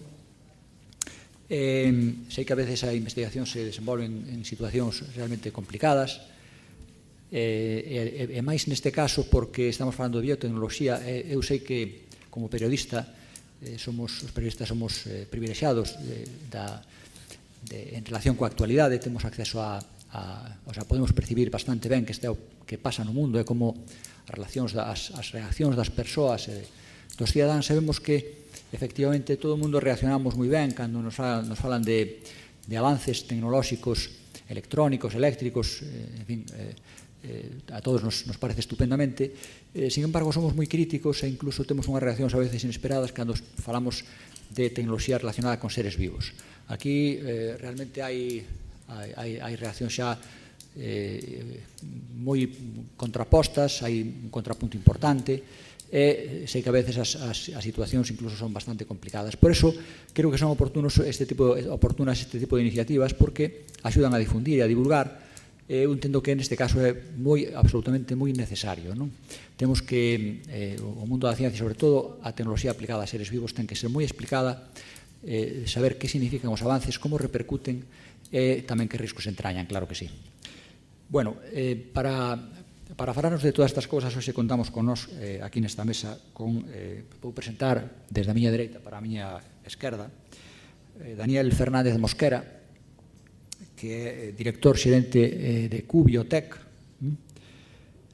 unha empresa que se dedica a fabricar software, software relacionado coa clínica. Tamén temos a Mabel Loza, catedrática do USC, que é involucrada no proxecto Innofarma, proxecto farmacoxenómica, con aplicación a fármacos. A miña esquerda está José Manuel Abella Anido, que é o director da Axencia Galega de Investigación, e finalmente Alexandre de la Fuente González, que é conselleiro de Nasas Biotech, que tamén é outra empresa, outra spin-off, creada a raíz de procesos investigadores, tamén realmente moi interesante. Bueno, para empezar, intentaremos facer unhas intervencións breves de 10-15 minutos para intentar manter un coloquio ao final das exposicións. Empezaremos entonces con Daniel. Cando queras, Daniel. O que es Cubio, Cubiotech, a que nos dedicamos. Y, bueno, de acuerdo un poco con el título, ¿no?, de la mesa, entiendo que también podríais estar interesados en lo que ha sido nuestra trayectoria desde la fundación y la participación en distintos programas de aceleración, ¿no?, de empresas. Cubiotech es una empresa que se constituye en diciembre de 2014, es una spin-off de la Fundación Biomédica Ramón Domínguez y surge a partir de un proyecto de investigación que se desarrolla en la Unidad de Medicina Nuclear del Hospital de Santiago, donde a partir de un proyecto de investigación financiado con fondos públicos se busca una herramienta que ayuda al médico nuclear a mejorar el diagnóstico de enfermedades neurológicas. Es decir, es un proyecto empresarial que surge de una necesidad clara en el ámbito clínico, ¿no?, que es una buena forma de empezar una empresa, es decir, identificar la necesidad. Esa necesidad real es que el médico se enfrenta a un diagnóstico muy complicado, tiene que cotejar decenas de imágenes de resonancia y de PET y tiene que intentar buscar pequeñas diferencias que le indiquen si ese paciente está enfermo o no, es decir, si es diferente a un individuo sano. Bueno, pues con esa necesidad identificada, el grupo de investigación se pone a investigar en una solución que pueda utilizar en su día a día, es decir, en una solución, un software que le diga en un tiempo compatible con la rutina clínica. Los médicos están sobrecargados de trabajo, tienen muchísimo trabajo, muy poco tiempo para hacer diagnósticos muy complicados, que realmente sea de ayuda. ¿De acuerdo? Entonces se desarrolla ese proyecto, efectivamente se consigue llegar a un resultado que ayuda al médico y además se identifica que este resultado pues tiene una cabida en el mercado, es decir, hay una ausencia en el mercado de productos parecidos, con lo cual pues, se le puede augurar una explotación comercial, ¿no? Ahí se inicia un proceso de transferencia, ¿no?, como en el caso de otras spin-offs, en el que un resultado de la investigación, pues a través de la identificación de la necesidad y de la construcción de un proyecto empresarial se entiende que puede haber cabida en el mercado, con lo cual merece la pena comercializarlo, es decir, es un proceso en el que ganamos todos, ¿no? Gana la empresa, lógicamente, porque el objetivo de la empresa es ganar dinero, gana la Fundación Ramón Domínguez, el grupo de investigación, es decir, el sistema público de investigación, porque se va a poder rentabilizar una inversión de dinero público en investigación, y gana la sociedad porque al final pues esto es una solución que ayuda al médico, y si ayuda al médico pues ayuda a los pacientes, que somos todos nosotros, ¿no? Es decir, es un ejemplo yo creo que bastante clásico y bonito de transferencia de investigación. Y a partir de ahí empieza pues lo que es ya la vida de la empresa, ¿no? La vida de la empresa, y quizá relacionado con las aceleradoras, ¿no? Nosotros hemos participado en 3 aceleradoras, cada una distintas, así que tenemos una imagen bastante, yo creo que buena, de lo que son los programas de aceleración y las aceleradoras, ¿no? Yo estaba pensando cuando venía para aquí que es el concepto de aceleradora, a lo mejor es un poco complicado de explicar, ¿no? Porque en mi opinión realmente lo que acelera una empresa son 2 cosas, la financiación y los clientes, ¿no? Todo lo demás pues está muy bien, pero sin financiación y sin clientes, pues la única aceleración es cuesta abajo, ¿no? Y se trata de conseguir aceleración en sentido ascendente. Dicho esto, nuestra participación en las aceleradoras, en cualquier caso, fue muy positiva. En todas sacamos algo, por supuesto, pero me gustaría mencionar 2 en concreto.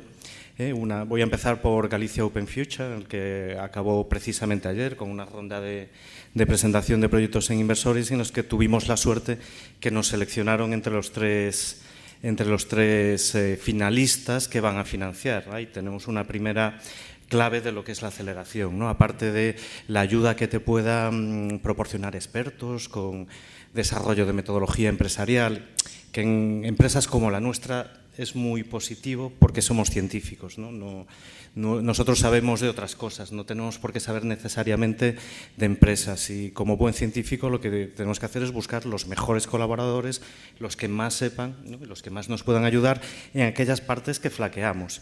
Y eso es una parte de las aceleradoras que es bastante positiva, ¿no? Que te pone en contacto con metodología empresarial, con expertos de áreas que tú no conoces, con las ventas, ¿no? Ese gran problema para todos los científicos, y eso es muy positivo. En el caso de Galicia Open Future, como os comento, aparte teníamos una mentorización muy personalizada, que fue muy positivo, ¿no? Porque se adapta la metodología a las necesidades del proyecto y no como en otros casos, ¿no? Que es el proyecto el que se tiene que adaptar a la metodología. En mi opinión no tiene mucho sentido. Y luego, como os comentaba, la financiación. Son 25.000 euros de subvención que proporciona la GAIN y el acceso a 25.000 euros de préstamo de Xes Galicia, que es una cantidad que no es desorbitada, pero nos viene muy bien en un momento inicial de la empresa, ¿de acuerdo? Es de una gran ayuda.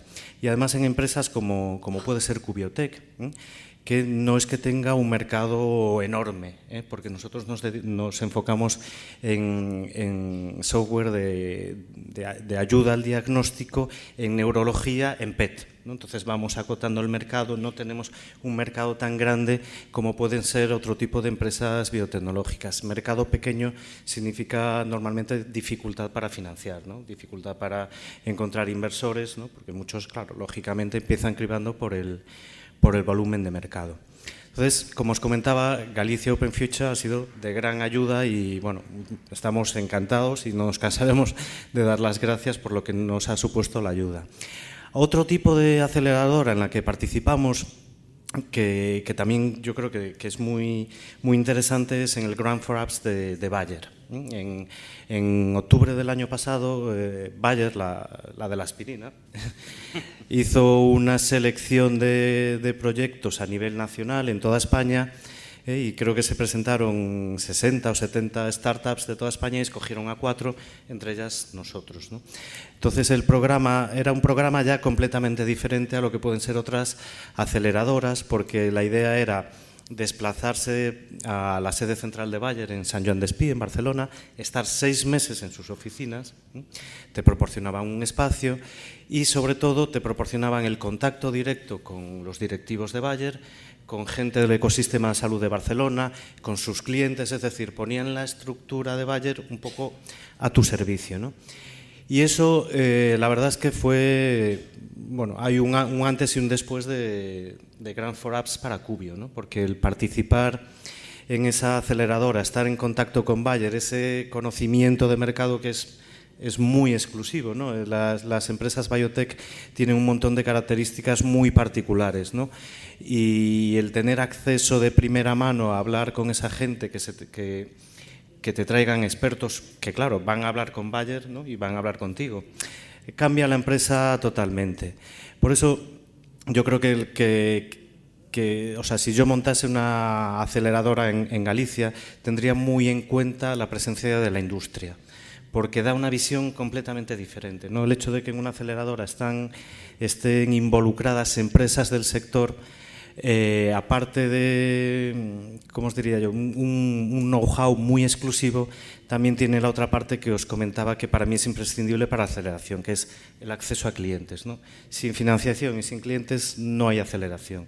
Entonces, el hecho de que esté la industria, que puedan surgir sinergias, que pongan el conocimiento y la experiencia acumulada al servicio de empresas que empiezan es muy positivo. Y también es muy positivo pues, que no te veas solo, ¿no? Al principio es muy complicado lanzar una empresa, son muchas cosas que no conoces, un montón de incertidumbres, y tener a alguien que acompañe pues es de muchísimo valor. Creo que todos los elementos que son imprescindibles, y ya se ha dicho antes, tanto por el conselleiro como por Senén, el moderador de la anterior mesa, la importancia de que se haga de una forma conjunta, ¿no? Entonces, yo pensaba, después de escuchar el debate de la mesa anterior, que quizá para empezar a hablar de lo que es el proyecto Innofarma y desde nuestro digamos, humilde experiencia, la transferencia de tecnología que hicimos en este ámbito de la tecnología, que es el descubrimiento de fármacos. Yo pensaba que quizá había que tender un puente para entender la conexión con el siguiente paso, ¿no? Daniel ya me ha hecho una importante introducción, con lo cual va a llevar mucho menos tender el puente, pero a mí me gustó mucho una pregunta que hubo sobre, bueno, y a la vista de todo esto, realmente, ¿por qué hay que orientarse a un producto? Me parece una pregunta absolutamente relevante. ¿Por qué, si estamos hablando de investigación, y en la anterior mesa se hablaba básicamente de investigación, pero ya se empezó a hablar del producto y aquí llegó el consejero y decía que lo importante era orientarse a un producto? Bueno, pues, y también teniendo que ver con otra pregunta de la investigación, realmente la investigación, como sabéis, son muchas cosas, porque después de todo existe investigación, pero básicamente lo que existe son investigadores. Como María José os decía, realmente este es un mundo donde si estás es porque tú sientes que estás llamada de alguna manera internamente a que tu propósito profesional es ese, y indudablemente porque lo disfrutas, porque si no nadie entendería que efectivamente, y a mí me lo dicen a veces en casa, pero ¿por qué te alegras tanto de tener tantos proyectos si no paras de trabajar y aún quieres más, ¿no? Pues ese es el tema, porque en el fondo tienes la sensación de que estás haciendo aquello que te gusta hacer como a ti te gusta hacerlo. Ese es el punto de la investigación. Yo nunca pensé que me fuese a dedicar a la investigación. Cuando estudié la carrera, yo soy farmacóloga, y lo que realmente me gustaba era pensar en que podría hacer algo para ayudar a curar desde el medicamento, ¿no?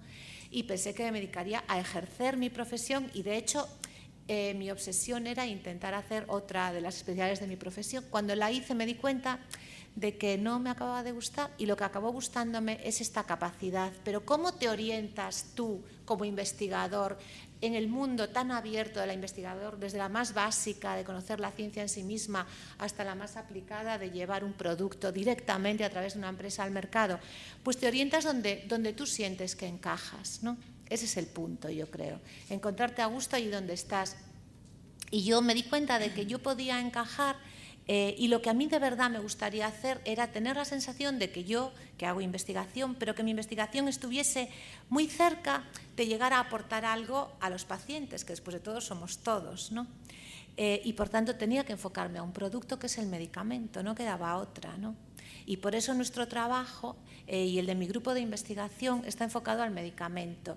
Y realmente lo mejor que tenemos en el grupo de investigación es las personas del propio grupo y la fuerza con la que cada uno empuja, antes María se lo decía, pues sus doctorandos, la fuerza con que cada uno empuja en esa dirección de lo que realmente cree, ¿no? Entonces nosotros empujábamos hacia hacer medicamentos, ¿no?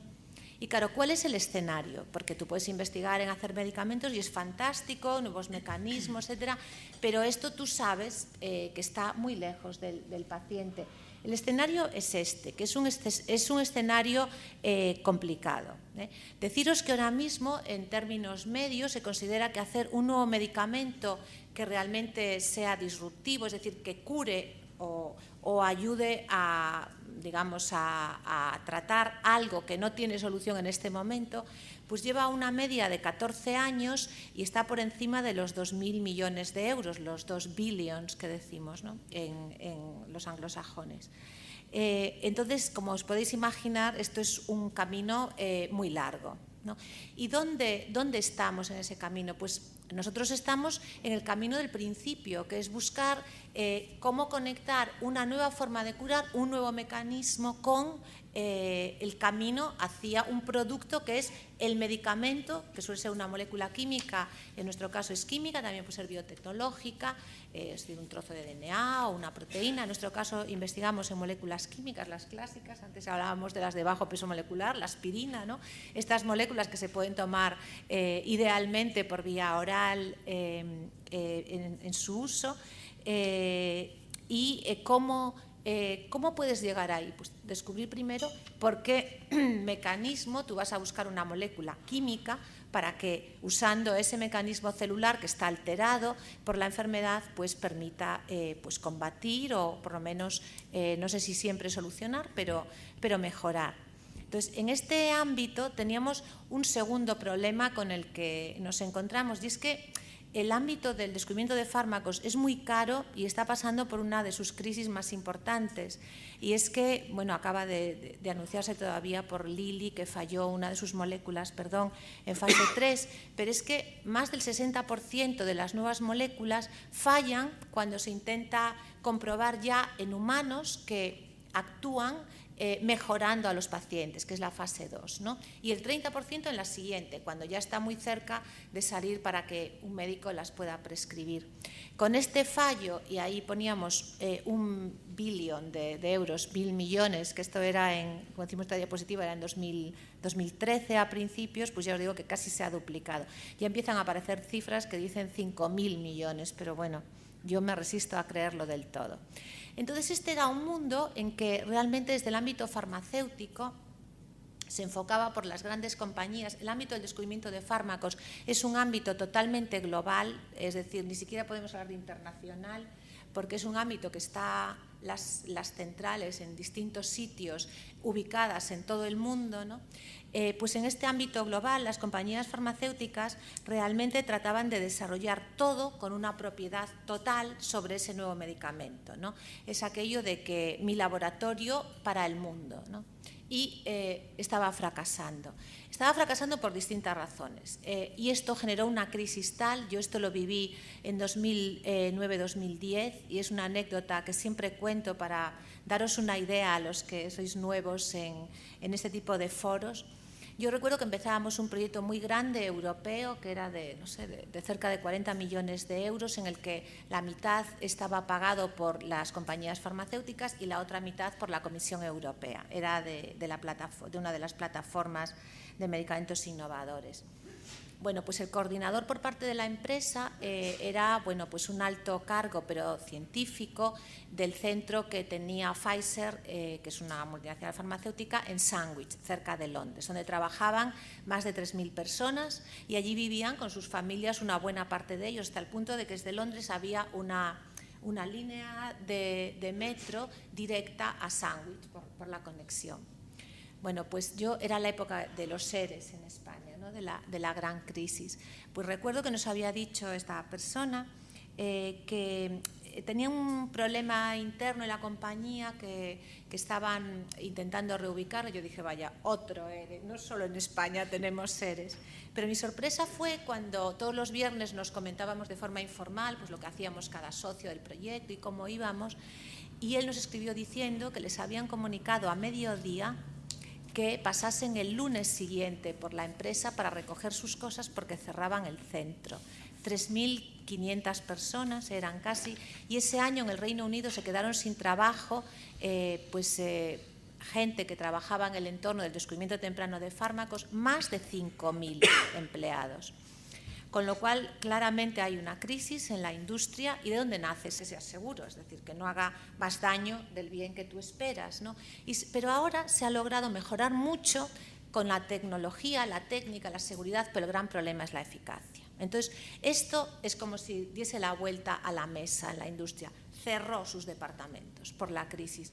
Entonces, a continuación, ¿cuál era el siguiente paso? El siguiente paso era, ¿os acordáis que decía aquello de mi laboratorio para el mundo? Pues ahora la frase, es que me da miedo señalar y pasar la diapositiva, es esta, es el mundo es mi laboratorio. Os fijáis que todo este entorno que aparece aquí, todo este entorno que aparece aquí es permeable. Antes era un entorno cerrado donde entraban las nuevas ideas y salían los medicamentos, ¿no?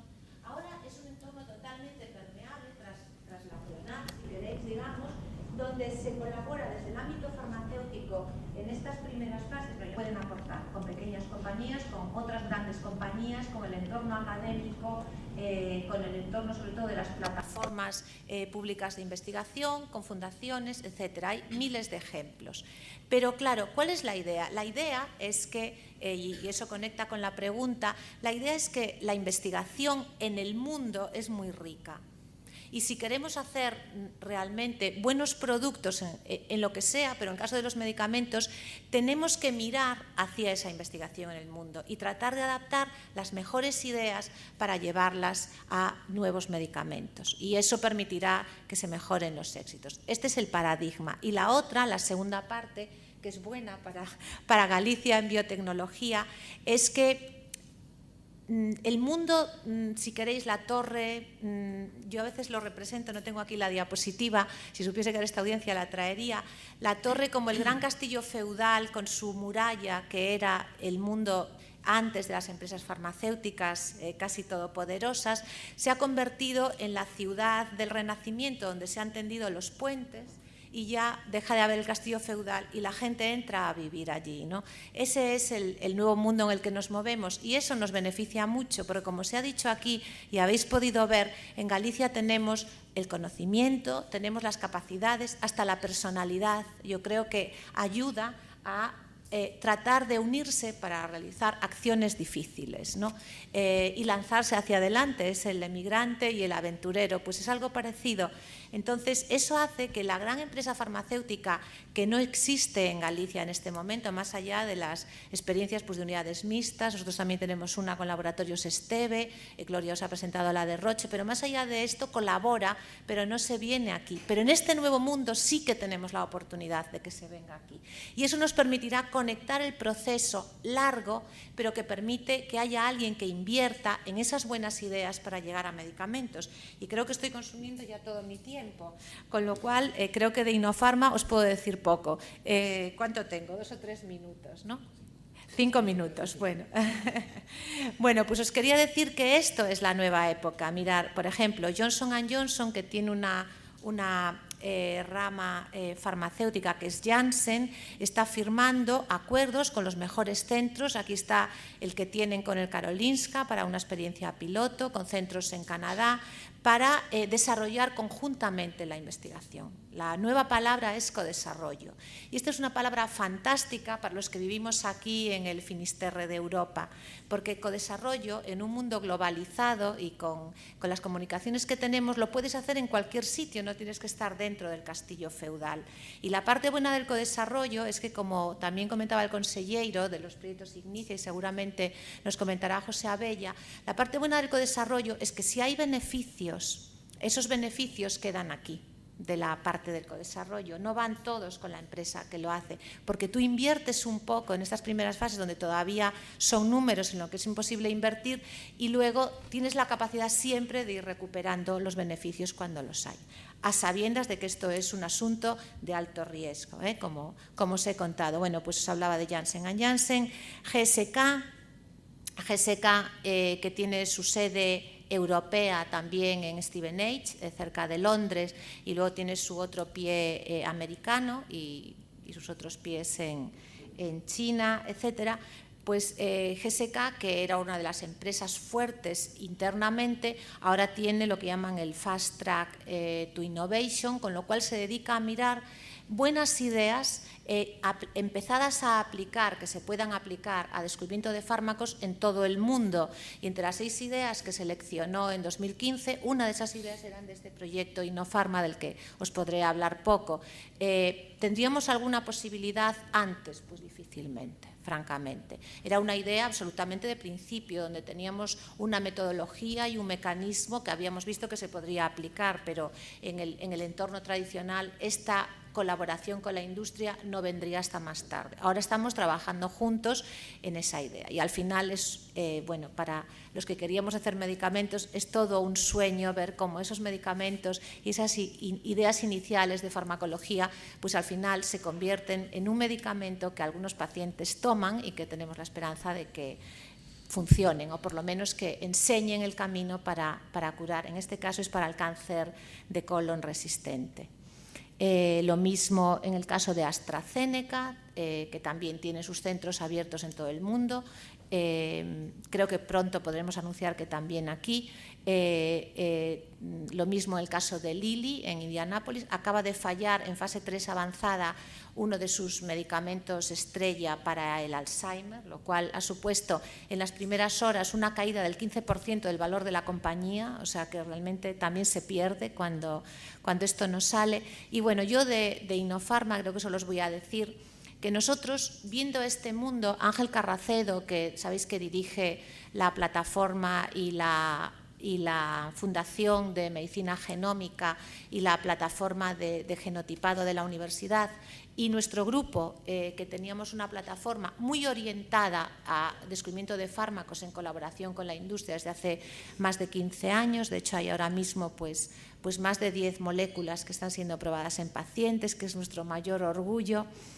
La mayoría fallarán, tampoco podemos hacernos ilusiones, pero hemos logrado llegar ahí, ¿no? Bueno, pues decidimos unirnos y unir todo lo que aporta en el conocimiento de cómo orientar el tratamiento de los pacientes, la medicina genómica, con lo que sabíamos hacer en proyectos privados con compañías en descubrimiento de fármacos. Teníamos experiencia de mucho tiempo, colaboraciones con redes mundiales, redes de excelencia, etcétera, que te permiten estar al tanto de lo que está pasando a tiempo real en estos ámbitos de investigación, y teníamos un modelo validado porque durante muchos años pues nos habíamos financiado básicamente en la mayoría, sobre todo del personal, pero también de nuestros grupos. Y así nació Innofarma, que es este proyecto que lo que trata es de hacer de probar una hipótesis, la hipótesis de que esta ciencia tan buena que se dice y se repite que tenemos en España y en Galicia podría llegar a productos, en nuestro caso a medicamentos, si realmente se hiciese una orientación traslacional con el conocimiento de esa investigación que aplica las buenas ideas a medicamentos. Y decidimos probar, ese fue nuestra apuesta. Entonces tuvimos que ampliar nuestras plataformas. Ahora tenemos una plataforma de descubrimiento de fármacos, ya está, que es una de las 9 europeas de altas capacidades. Tenemos una quimioteca, que son como una librería de moléculas químicas, y tenemos también la posibilidad de aplicarlas a proyectos, para lo que hicimos una llamada llamamos expresiones de interés, con gente que tenga muy buenas ideas de investigación, de esa investigación que no va orientada a producto, y tratar de orientarla precisamente a producto, a medicamento, de una ruta paralela a lo que es la propia investigación, pero que confluya, no que sea independiente, sino siempre en colaboración con los equipos que están detrás de esa idea. Y eso es lo que hemos hecho.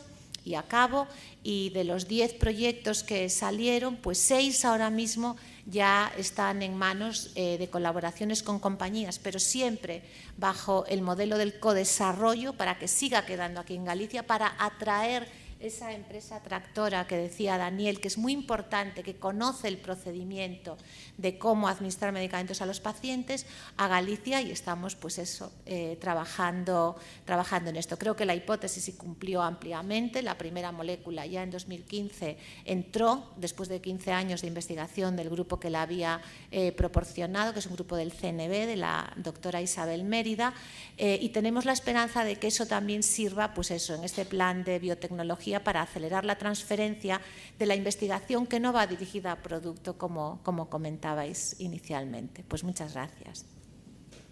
Ao Correo Gallego por la invitación e por facer estes foros.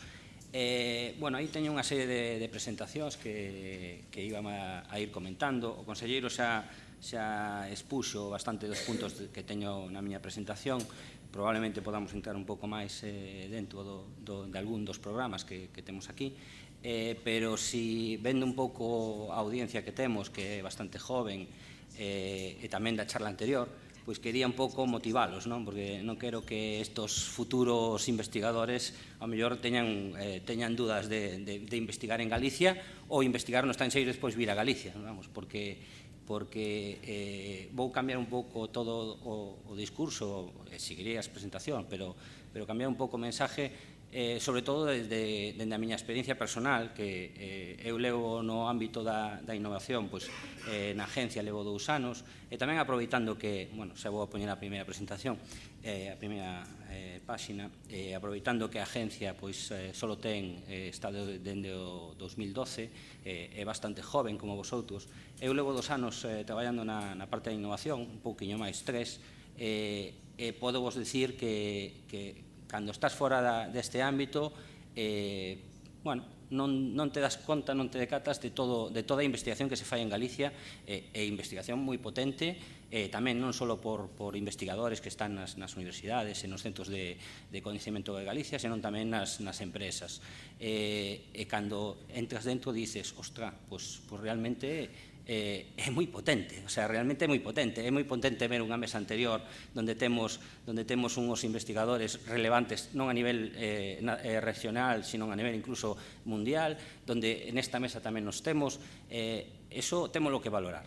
E, bueno, dende a Axencia Galega de Innovación, que pertenece á Consellería de Economía, Empleo e Industria, estamos intentando poñer diferentes mecanismos, diferentes axudas ou diferentes apoios, falando con o noso cliente, que o noso cliente son as empresas, o noso cliente son os investigadores que queren facer esa transferencia, intentamos ir poñendo esos esquemas cos fondos que temos, tanto de Europa como fondos regionales, para focalizar naquelo que poda dar lugar á transferencia do conhecimento, e poda dar lugar a facer unha empresa máis sostible dentro de Galicia. Por iso aí pon, bueno, os objetivos están claros, innovar dentro das empresas de Galicia, e isto que pon aí, bueno, como falo para a xente nova, tamén falar un pouco o mellor máis coloquial, igual digo algunha cousa que non é exactamente así, pero prefiro falar para eles e que o entendan.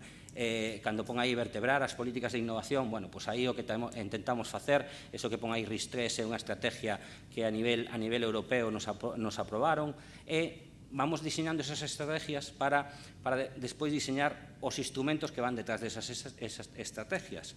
Esos instrumentos son axudas financeiras ou axudas, como no caso de aceleración, axudas dentro de aceleradoras ou dentro de dinamizar proxectos que poden ser unha idea e como chegalos ao mercado. Dentro desas estrategias, que está a estrategia a nivel europeo, que é a RIS3, fixemos, aínda fai poucos meses, unha estrategia de impulso á biotecnología, que é o tema de hoxe. Bueno, pasaron unha serie de anos e, ao final, chegamos a facer co esforzo de todos, non solamente co esforzo da administración, senón co esforzo de todos os intervintes, e intervinieron aquí máis de 60 e pico agentes de innovación e conocedores da biotecnología en Galicia, pois fixemos unha estrategia. Unha estrategia, bueno, que ten unha serie de subsectores nos que se focaliza máis, tampouco, bueno, esta presentación podémola pasar e poder estudiar e analizar en detalle, e tamén está colgada na nosa página web, co cual poder analizar máis en detalle, pero nesta estrategia o que definimos foron tres bloques. Un primeiro bloque no que está, fixemos como un pouco a línea de produto, un primeiro bloque no que está a investigación e a transferencia da tecnología ao mercado, un segundo bloque no que o que se intenta é fortalecer e consolidar as empresas en Galicia, e un terceiro bloque no que a atracción, que é o que nos dicen, o que nos demandan dende o ámbito biotecnolóxico, hai que intentar atraer empresas tractoras en Galicia, que é o que un pouco de aí coxeamos un pouco. Pois nesta mesa que me toca, pois está dentro dese primeiro bloque, que é o investimento e transferencia do mercado e o tema da aceleración de proxectos. Aquí, estes son os programas que comentou o conselleiro, máis ou menos, non? Todos estes programas, bueno, algúns son xenéricos, pero teñen moito enfoque no tema da biotecnoloxía, e outros poden ser máis do ámbito de biotecnoloxía. Para que vos dedes unha idea, eu creo que destos fai un ano non existía casi ningún.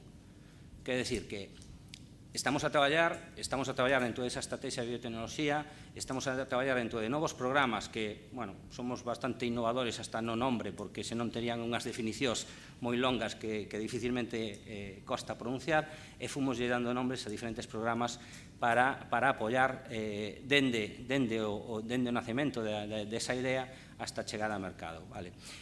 Por comentar así máis ou menos rápido, e despois xa me meto cas aceleradoras, dentro dese bloque de transferencia de mercado, xa comentou aquí Elena, temos un programa que é o programa Opportunius, que é xustamente para aqueles investigadores distinguidos que teñen unha gran RC podan vir estar en Galicia ou vir a Galicia ou continuar en Galicia traballando, non solamente con un contrato de traballo que lle ofrece a Agencia Gallega de Innovación, senón tamén con diferentes apoios a nivel de aqueles que quedan finalistas, aqueles que se pretenden presentar a esta gran, pois axudalos con apoio, tanto de tutorizalos como con financiamento, para que podan chegar a bueno, evidentemente nosotros non poñemos o foco da súa investigación, o traballo é deles, pero intentamos axudar e paliar con pouco de financiamento para que consigan esas RCs. É certo que este programa está empezando, este programa leva un ano e agora mesmo vamos a ter os nosos primeiros contratados oportunios, e aínda nos queda moito por andar. Quero dicir que fijadevos que a agencia ten 4 anos, hai programas aquí que están empezando, probablemente cando vosotros cheguedes a decidir se sodes investigadores ou non, ou se o decidise agora con 16 anos, pois genial, pois probablemente ou ven estes programas con estes nombres tan extraños ou ven outros programas que podan axudar. Estamos intentando ir nesa línea. Primeiro, falar con o noso cliente sodes vosotros, o noso cliente son as empresas, e intentar definir con eles que programas poden ser mellores. O que sí que quero dicir é que nosotros definimos estrategias, definimos programas, e intentamos poñer fondos, pero é certo que os nosos fondos non chegarían, Un pouco falando da intervención da mesa anterior, se comparamos, por comparar un pouco as diferentes universidades, se falamos da Universidade de Oxford ou desas universidades tan punteiras, e vamos a ver como se apoian e como logran eses financiamentos, vemos que esa parte de financiamentos moitos son privados, son de fundacións privadas, é certo que a parte pública ten que estar aí, pero é certo que a parte pública pode facer de tractora e axudar que fondos privados veñan a apoiar esas investigacións. Eso é o que tenemos que intentar, eso é o que temos que ir traballando e mellorando, pero non podemos pensar que solamente os fondos públicos son os suficientes como para manter a investigación, como para facer todo tipo de transferencia ou facer grandes empresas en Galicia. Non só con eso chega. Entón, entre todos tamén quero transmitir un mensaje de que aquí en Galicia hai xente moi boa, polo menos pola miña experiencia nestos 3 anos, hai xente moi boa no ámbito da investigación e no ámbito da biotecnoloxía en particular, co cual tenemos que apoialos, e tenemos ademais que decirlles ao mundo que son vos, e tenemos que tamén saber explicar os nosos traballos, porque eso tamén é importante, o decía Daniel, que se fai nas aceleradoras, entón, axudar tamén a falar o lenguaje das empresas tamén é importante, axudar bueno, eu son investigador, teño as miñas ideas, sei moi ben o que quero investigar, é genial, a nivel mundial é moi interesante, pero cando vou a expoñer diante de uns posibles inversores, deses posibles fondos que poden vir, non os sei explicar. Entón, eso é o que fai un pouco as aceleradoras, por ir un pouco avanzando. Despois, se queredes, entramos en calquera dos programas que tiña por aí, pero un pouco as aceleradoras nas que estamos, e xa tamén, digo, isto, a máis antigua na que levamos a 4ª edición, que é Vía Galicia, debe de ser en 3 anos, as demais son todas novas, incluso a que está en color azul, unha convocatoria, está abreviado, unha convocatoria para que estamos ahora analizando cales van a ser as que financiemos, que é directamente de aceleradoras de ámbito privado que pretenden avanzar, apoiar, tutorizar, mentorizar a proxectos, e nosotros axudaremos, colaboraremos con eles para que apoyen esos proxectos. pois, como os decía, isto levamos con Vía Galicia 3 anos e despois o resto viñeron despois. É bastante novo todo este esquema. O que queremos é acabar de elaborar un mapa de innovación de diferentes axudas, de diferentes apoios, e con eso ir cubrindo diferentes huecos. Os huecos dos investigadores, os huecos do desarrollo, o hueco de transferencia, o hueco da empresa, iremos dando apoios dentro das nosas posibilidades presupuestarias, evidentemente, e buscando esas palancas e, sobre todo, esa atracción de inversións que probablemente sean incluso moito máis fortes que as nosas a nivel do ámbito privado. Dentro da aceleración temos dous esquemas. Temos, por un lado, apoiar a proxectos que son con unha idea de dous promotores que teñen unha idea. Aí xa casi estou máis cerca de vosotros, dos que tedes 16 anos, porque poden vir proxectos casi ideas que salidas da universidade según están acabando a carreira. Xúntanse dous promotores e preséntanos unha idea que pode ser moi interesante, que aínda non ten ningún plan de negocio, nin ten nada, simplemente ten unha idea un pouquiño pensada, e aí collémolos e axudamos un pouco a enfocar se esa idea ten sentido e axudarles axudarles un pouco a lograr levar ao mercado, para iso damos unha financiación, e por outro lado hai outro bloque que é o bloque Agrobiotec Innovación, que está máis enfocado a empresas que xa están consolidadas, como dixo o conselleiro, e que queremos apoiar para axudarlas nun produto determinado, nunha idea determinada que tenga a empresa que, polo que sea, non avanzou, e, dicíndonos eles directamente que é o que quere mellorar, aí botarles unha axuda, vale. Teño por aí a descripción de que é o Agrobiotec, creo que estou casi sin tempo, entonces, simplemente que sepades que é un programa que se fixo ano pasado, que o ano próximo, como dixo o conselleiro, repetirase, estaba focalizado na biomasa, na agroalimentario e biotecnológico.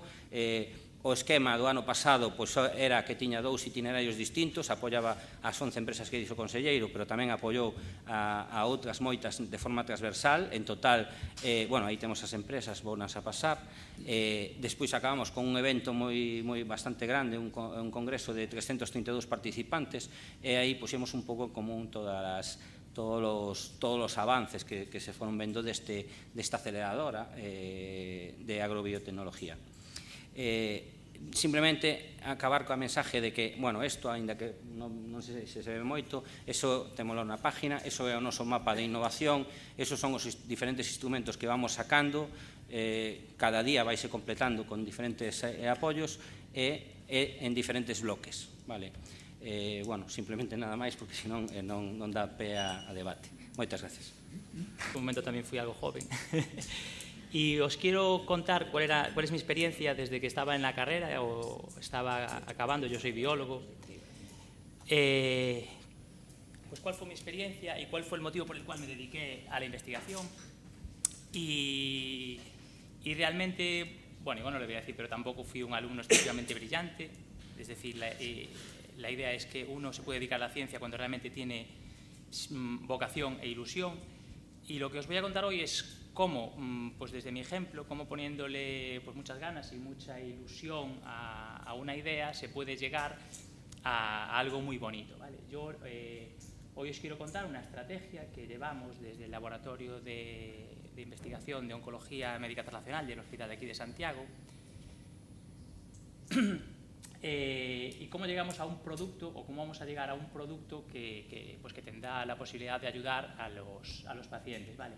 Esta idea nace, y quizás hoy el foro es hablar de aceleradoras, y esta diapositiva es un poco nuestra primera aceleradora. Este proyecto cuando empezó, y ahora os lo iré contando un poquito más en detalle, realmente era un proyecto que tenía bastante riesgo, y tuvimos la gran suerte de contar con la ayuda de nuestra aceleradora, que en nuestro caso se llama la Fundación Barrié. No sé si casi todos vosotros la conocéis, vosotros que sois muy jóvenes supongo que también, porque organizan muchos foros y muchas cosas, sobre todo de comunicación y de investigación.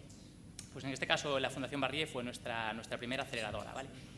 Le contamos el proyecto, les gustó mucho y decidieron apostar por esta idea precisamente porque tenía mucho potencial y mucha posibilidad de retorno a nuestra comunidad, a la comunidad gallega, ¿vale? Entonces, en este caso, pues nos aliamos el Grupo de Oncología Médica Internacional, que está dentro del hospital de aquí de Santiago, con la Fundación Ramón Domínguez, el IDIS y la Fundación Barrié. Y la idea de hoy es contaros cómo fue la experiencia y cómo fue todo el camino que hicimos desde una simple idea hasta generar una empresa. Es decir, cómo pasamos de esta diapositiva donde nos damos la mano una serie de personas a llegar a esta imagen donde estos pues somos todos los miembros que formamos a día de hoy la empresa de NASAS. Antes no sé quién me estaba diciendo que había que estudiar para ser investigador. Pues fijaros, aquí en esta diapositiva pues se plasma un poco que realmente para ser investigador no hace falta estudiar nada en concreto. Yo soy biólogo y normalmente la gente se piensa que para ser investigador pues hay que ser o biólogo o farmacéutico, pero aquí por ejemplo veis que es un grupo multidisciplinar. Es decir, ahí hay economistas, hay abogados, hay gente un poco de diferentes perfiles, ¿vale? Y un poco con esta diapositiva lo que quiero transmitiros es que realmente cualquiera puede hacer investigación desde el ámbito que quiera, desde la disciplina que estudie, simplemente queriendo aportar algo, en este caso a los pacientes. ¿Cómo pasamos de esa primera diapositiva a formar un equipo comprometido y con muchas ganas de llevar algo a los pacientes? Pues esto, aquí os voy a llevar pues, por un camino, ¿vale? Por un camino que tuvimos que ir sorteando y os voy a contar un poco todas nuestras experiencias personales. Algunas pues, son muy buenas, después nos hemos dado a veces contra un muro y hemos tenido que corregir el camino. Y la verdad es que hoy creo que es un buen foro para contároslo, para que veáis pues eso, cómo se traslada una simple idea a algo práctico, ¿vale? Todo esto empieza en febrero del 2012, que fue cuando empezó esta alianza entre pues, el Hospital de Santiago, el Grupo de Oncología y la Fundación Barrié. ¿Qué idea se le presentó? Os la voy a presentar ahora a vosotros y seguramente vais a pensar lo mismo que pensaba mucha gente cuando era una simple idea. Qué cosa tan bonita, pero a ver cómo hacéis esto. Esto al principio pues parece un poco una locura. Nosotros lo que queríamos era crear una especie de terapia alternativa contra el cáncer. Es decir, nosotros sabemos que en el cáncer, lo malo que tiene el cáncer es que hay células que invaden tejidos. Entonces nosotros lo que queríamos era crear una trampa para células tumorales con el único fin de evitar el proceso de metástasis. Suena bien, ¿no? Pues esto no es fácil llevarlo a la práctica. Era una idea, ya como os digo, con bastante riesgo. Lo que pasa es que nos pareció una idea súper atractiva. Y aquí en esta diapositiva, fijaros que se encuentra la solución que nosotros hemos encontrado para crear esta trampa que captura células tumorales. ¿Alguien me podría decir cuál es el símbolo del cáncer? ¿Sabéis en el horóscopo el símbolo del cáncer? Es un cangrejo, ¿no? Un cangrejo. Pues justo nosotros lo que quisimos es, igual que hace este pescador para pescar cangrejos, que lo que hace es tirar una nasa al mar en vez de ir detrás de los cangrejos, lo que hace es hacer que los cangrejos, que en nuestro caso sería nuestro cáncer, nuestras células tumorales, hacer que esas células tumorales sean las que vengan a la trampa. Nuestra idea era que todas las células tumorales que salen de un tumor se queden atrapadas en esta trampita. ¿Qué tendríamos que hacer para llevar esta idea a cabo? Fijaros que todo esto es lo que se le contó a la Fundación Barrié el primer día. Entonces, imaginaros su cara de asombro, decir, y aún así, pues la verdad es que aprovecho este foro pues, para darles las gracias porque realmente este proyecto solo ha funcionado gracias a la fe que tenían en ellos, o sea, que tenían en nosotros y a la misma ilusión que nosotros le poníamos al proyecto. Entonces, para hacer esta NASA realmente teníamos, primero, que diseñar la NASA y segundo, que elegir un buen cebo, que esas células tumorales, esos cangrejos, fueran capaces de ir todas a esa trampa. ¿Qué conseguiríamos con eso? Pues fijaros, esto nosotros, bueno, yo hablo de pacientes, pero obviamente nuestros pacientes son los ratoncitos. Esto es un poco lo que le pasa a los pacientes que pues, tienen cáncer, ¿no? Pues que normalmente lo que tienen son un montón de células tumorales por el peritoneo. No voy a entrar en temas científicos porque no es el foro hoy, después si queréis os lo cuento un poquito más en detalle, pero con la trampa que nosotros diseñamos, con ese diseño de la NASA y con ese cebo que nosotros preparamos, pasamos de un escenario donde os podéis imaginar pues, que ese paciente va a tener un desenlace malo a este escenario, ¿vale? Entonces yo creo que más o menos en este foro todos podemos entender que nuestro paciente de la derecha es un paciente tratable, es decir, cualquier cirujano es capaz de quitar células que estén en un solo punto. Bueno, pues con esta idea empezamos a desarrollarla, creamos el primer dispositivo o la primera versión de este dispositivo en agosto de 2012. ¿Y qué es lo primero que tenemos que hacer cuando tenemos una idea con un potencial como esta? Se habló antes en la anterior mesa, se habló algo ahora, es el tema de proteger mucho los resultados. Ahora que estamos en un mundo global, pues nosotros lo que hicimos fue, sí, estuvo hablando también de la Universidad de Oxford, pues nosotros lo que hicimos fue ir a proteger las ideas a aquellos bueno, pues que tenían una gran experiencia, sobre todo en un sector muy concreto como nuestro. Nosotros recurrimos a una empresa, bueno, a la Universidad de Oxford, una empresa que se llama ICI Innovation, y protegimos esta idea porque pensamos que tenía un gran potencial. ¿Cuál fue nuestro siguiente camino natural? Pues a consultar todas aquellas cosas que desde la empresa, nosotros somos especialistas en diferentes cosas, pero es verdad que hay cosas que nosotros no sabemos hacer. Entonces, nosotros pensamos que lo mejor es que lo haga aquella persona que lo sabe hacer de verdad. Entonces, contactamos con otra empresa que se llama Asfalion, que es experta en mecanismos regulatorios, específicamente de proyectos que tienen base biotecnológica, y nos hicieron un poco un informe sobre la regulatoria de este primer desarrollo que habíamos hecho. Habíamos elegido una NASA, habíamos elegido un cebo, y resulta que este informe, bueno, nos decía que nuestra tecnología era muy bonita, y aquí vino el primer revés, o lo podemos ver del lado positivo, ¿no? Aquí tuvimos que cambiar un poquito la estrategia. Nos dieron el primer revés porque nos dijeron que el dispositivo que teníamos diseñado estaba muy bien, era muy bonito, tenía mucha posibilidad de traslación, pero tenía ciertos inconvenientes, ¿vale? Entonces, en enero de 2013, después de tener ya un primer prototipo que funcionaba, pues realmente desde la empresa tuvimos que intentar cambiar un poco el concepto no el concepto, pero tuvimos que rediseñar de nuevo el proyecto y nos pusimos a trabajar en el segundo dispositivo de esta NASA, de esta trampa, que es el que tenemos actualmente. ¿Vale? Quizá no, por seguro, nuestra segunda aceleradora, la primera había sido la Fundación Barrié, nuestra segunda aceleradora fue cuando ya teníamos pues, un poco encaminado este segundo dispositivo, esta segunda versión, pues tuvimos la suerte de entrar en el programa PRIS.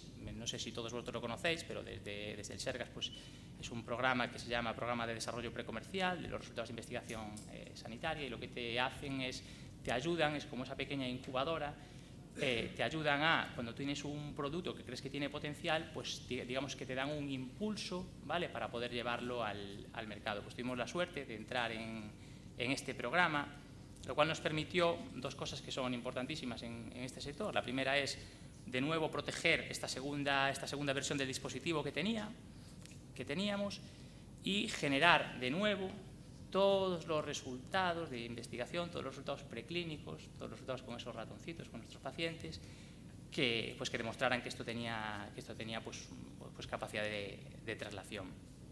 ¿Vale?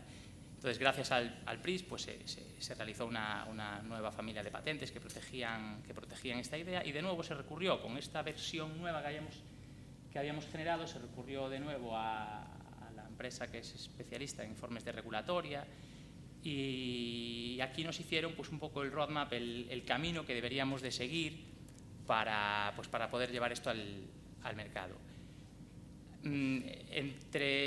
Aquí el hito más importante fue cuando teníamos todo esto, realmente nos juntamos y fue aquí donde nació NASAS. Aquí hubo un momento que pensamos, con todo este conocimiento que tenemos, ¿qué hacemos? ¿No? Había dos formas de llevarlo, bien hacerlo desde una empresa privada, es decir, generar una spin-off, o intentar llevarlo desde un grupo de investigación, ¿no? Y debido a la complejidad y a este informe de regulatoria que nos recomendaba que desde un grupo de investigación, por diferentes temas que después si queréis comentamos, era muy complicado, pues decidimos crear NASAS Biotech.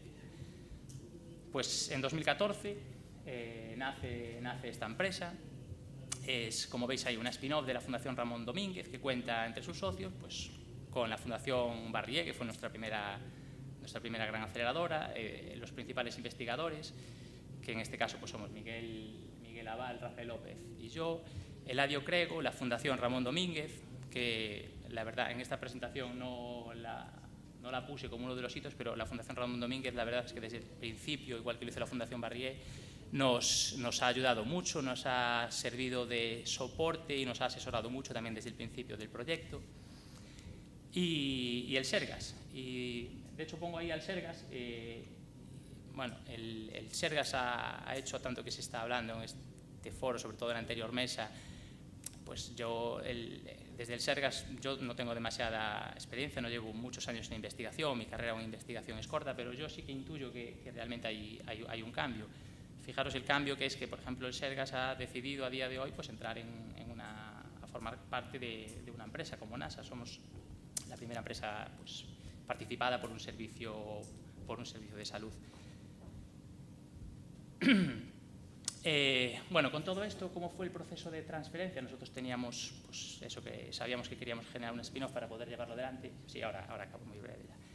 Entonces, realmente la estrategia que hicimos fue pues todos los propietarios de la IP, todos aquellos que habíamos participado y todas las instituciones que habían participado en generar la IP de esta trampa, pues hizo una licencia mundial exclusiva en favor de la empresa, y la empresa en su momento, cuando genere beneficios, los devolverá en forma de royalties. Vale, esta es la página web de la empresa. Si alguno quiere conocerlo un poquito más en profundidad, pues os invito que entréis. Ahí pues un poco explicamos más en detalle qué es el dispositivo, realmente cómo funciona, pues es un poco nuestra fuente de comunicación pues con todos vosotros, ¿no? Y bueno, finalmente a finales de 2015, cuando ya se había generado la empresa, lo que se llegó es a un acuerdo de codesarrollo. También se estuvo hablando de cuánto importante es el codesarrollo, de hecho Mabel antes lo comentaba. Nosotros estamos aquí pues en la puntita de Finisterre, como decías. ¿Y cuánto importante es la palabra codesarrollo para nosotros? Pues fijaros, estamos haciendo un codesarrollo con una empresa pues, que está al otro lado del charco, en este caso es la empresa Biomedics, ¿vale? Y bueno, eso, estamos colaborando con ellos, estamos haciendo el codesarrollo del dispositivo, que en principio será la versión definitiva del prototipo que está fabricando NASA Biotech. Vale.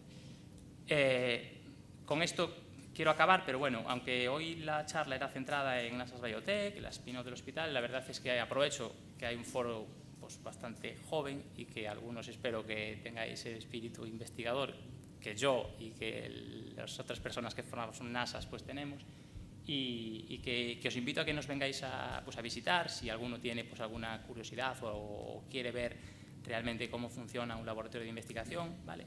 Somos el Laboratorio de Oncología Médica Translacional y eso, os invito sin ningún problema. De hecho, pues vienen el propio laboratorio y el IDIS organizan pues, muchas veces visitas de colegios, de institutos, ¿vale? Para que os vayáis a estas edades, que es cuando un poco uno tiene que ir pensando si le gusta o no, pues que veáis realmente in situ cómo trabaja un laboratorio de investigación y cuál es nuestra rutina diaria, ¿no? Y cómo hacemos pues nuestro día a día.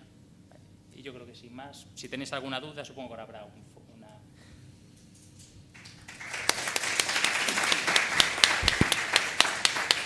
O proceso de creación de fármacos é carísimo. Falaba Mabel de 2.000 millóns de euros. A verdade é que son cantidades que casi incomprensibles. Tamén falou de 14 anos. Falou de que agora mesmo o gran reto é a eficacia, non? Se non entendi mal. A eficacia é agora falan de retorno. Sin embargo, eu, por ser un pouco abogado despois desto vemos procesos que se tratan con medicamentos realmente moi eficaces, pero que realmente non entendo por que son tan caros. E precisamente, falo, por exemplo, puño un exemplo, sei que hai máis, non? Porque agora mesmo os biofármacos eu creo que están eclosionando e son realmente moi efectivos.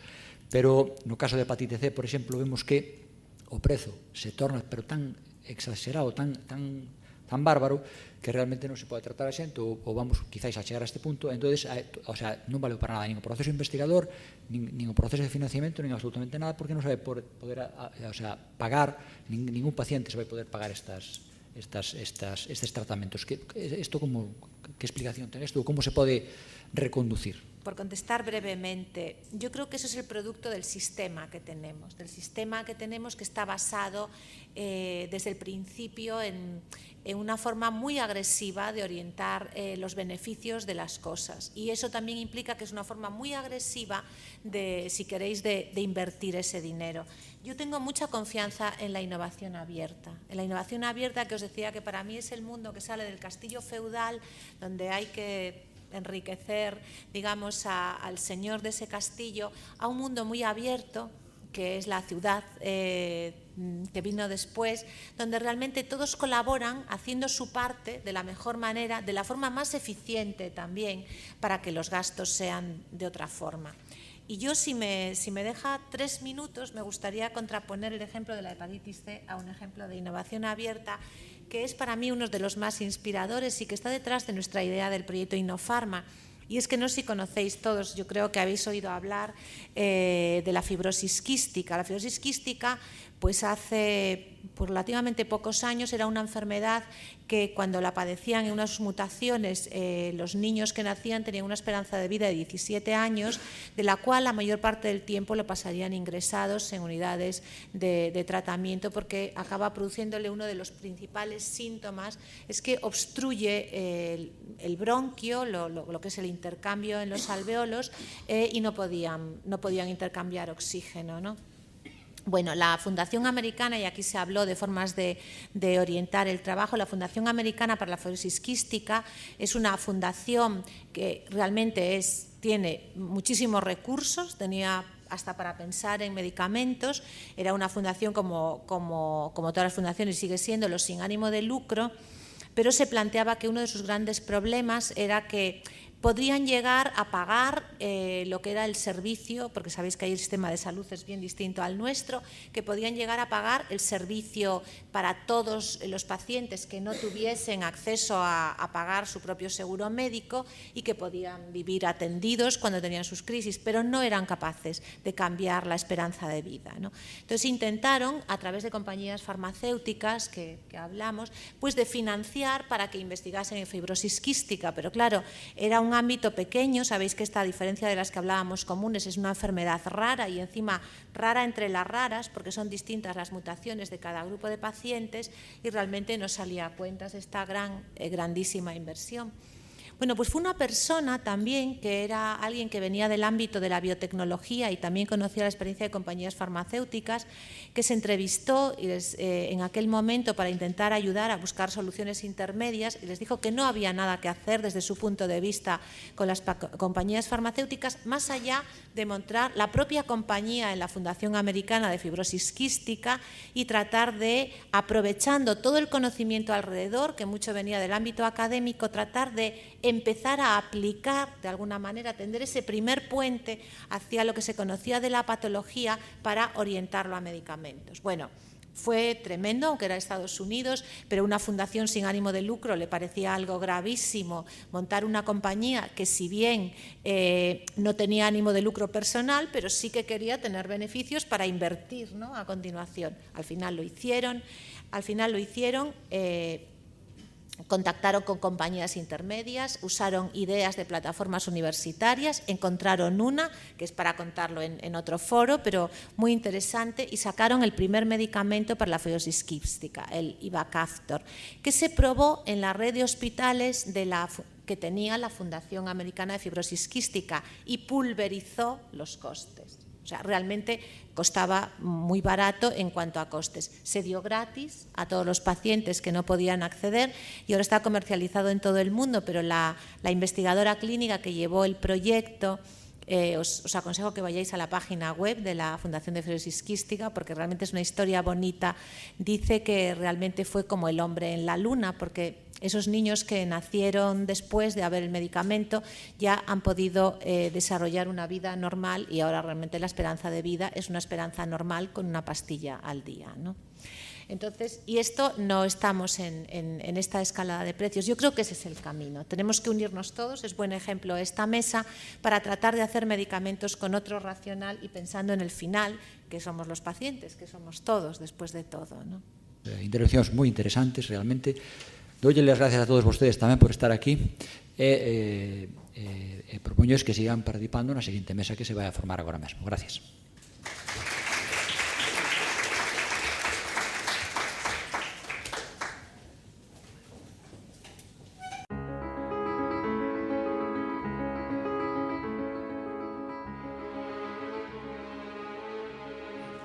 Antes de nada, me gustaría confesaros una cosa.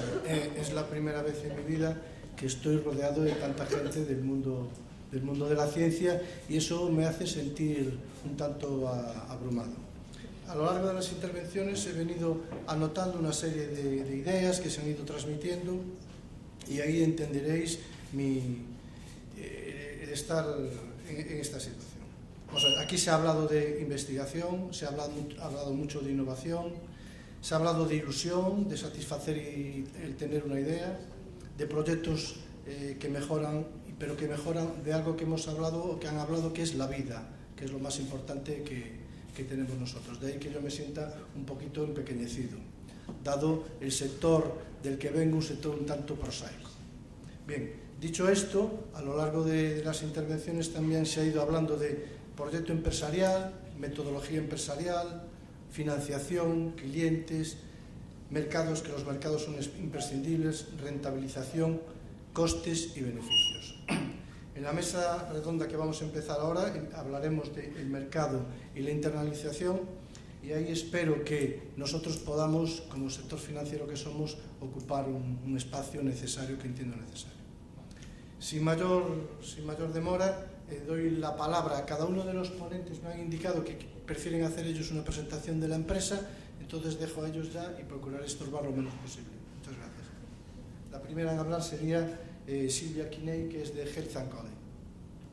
Bueno, Health & Code fue creada en 2006, estamos en La Coruña, es una empresa de biotecnología y somos especialistas en enfermedades, bueno, inicialmente en enfermedades hereditarias cardiovascular. Somos líder europeo actualmente de cubrir esa enfermedad y estamos ya intentando competir ahora a nivel internacional, ya enfocando en Latinoamérica, estamos intentando entrar en Estados Unidos y también estamos intentando marcar una presencia en Rusia, donde una de las partes de nuestra enfermedad es bastante presente, ¿no? Estamos enfocados en una empresa de genética diagnóstica y medicina especializada. Intentamos hacer la medicina especializada para... ¿Qué problemas tenemos actualmente? Que vemos que el problema del conocimiento que tiene que llegar al médico es demasiado, es extremadamente complejo, es una evolución, está constantemente evolucionando, cambiando, nueva información. Entonces nosotros presentamos unas soluciones que son, creamos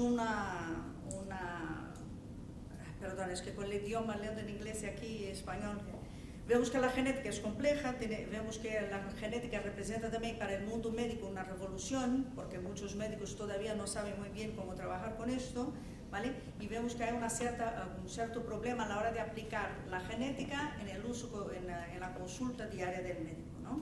Entonces nosotros, ¿qué ofrecemos? ¿Qué es la propuesta de Health & Code? Es ayudar al médico a identificar estas enfermedades y ver qué beneficio puede tener del estudio genético, ¿vale?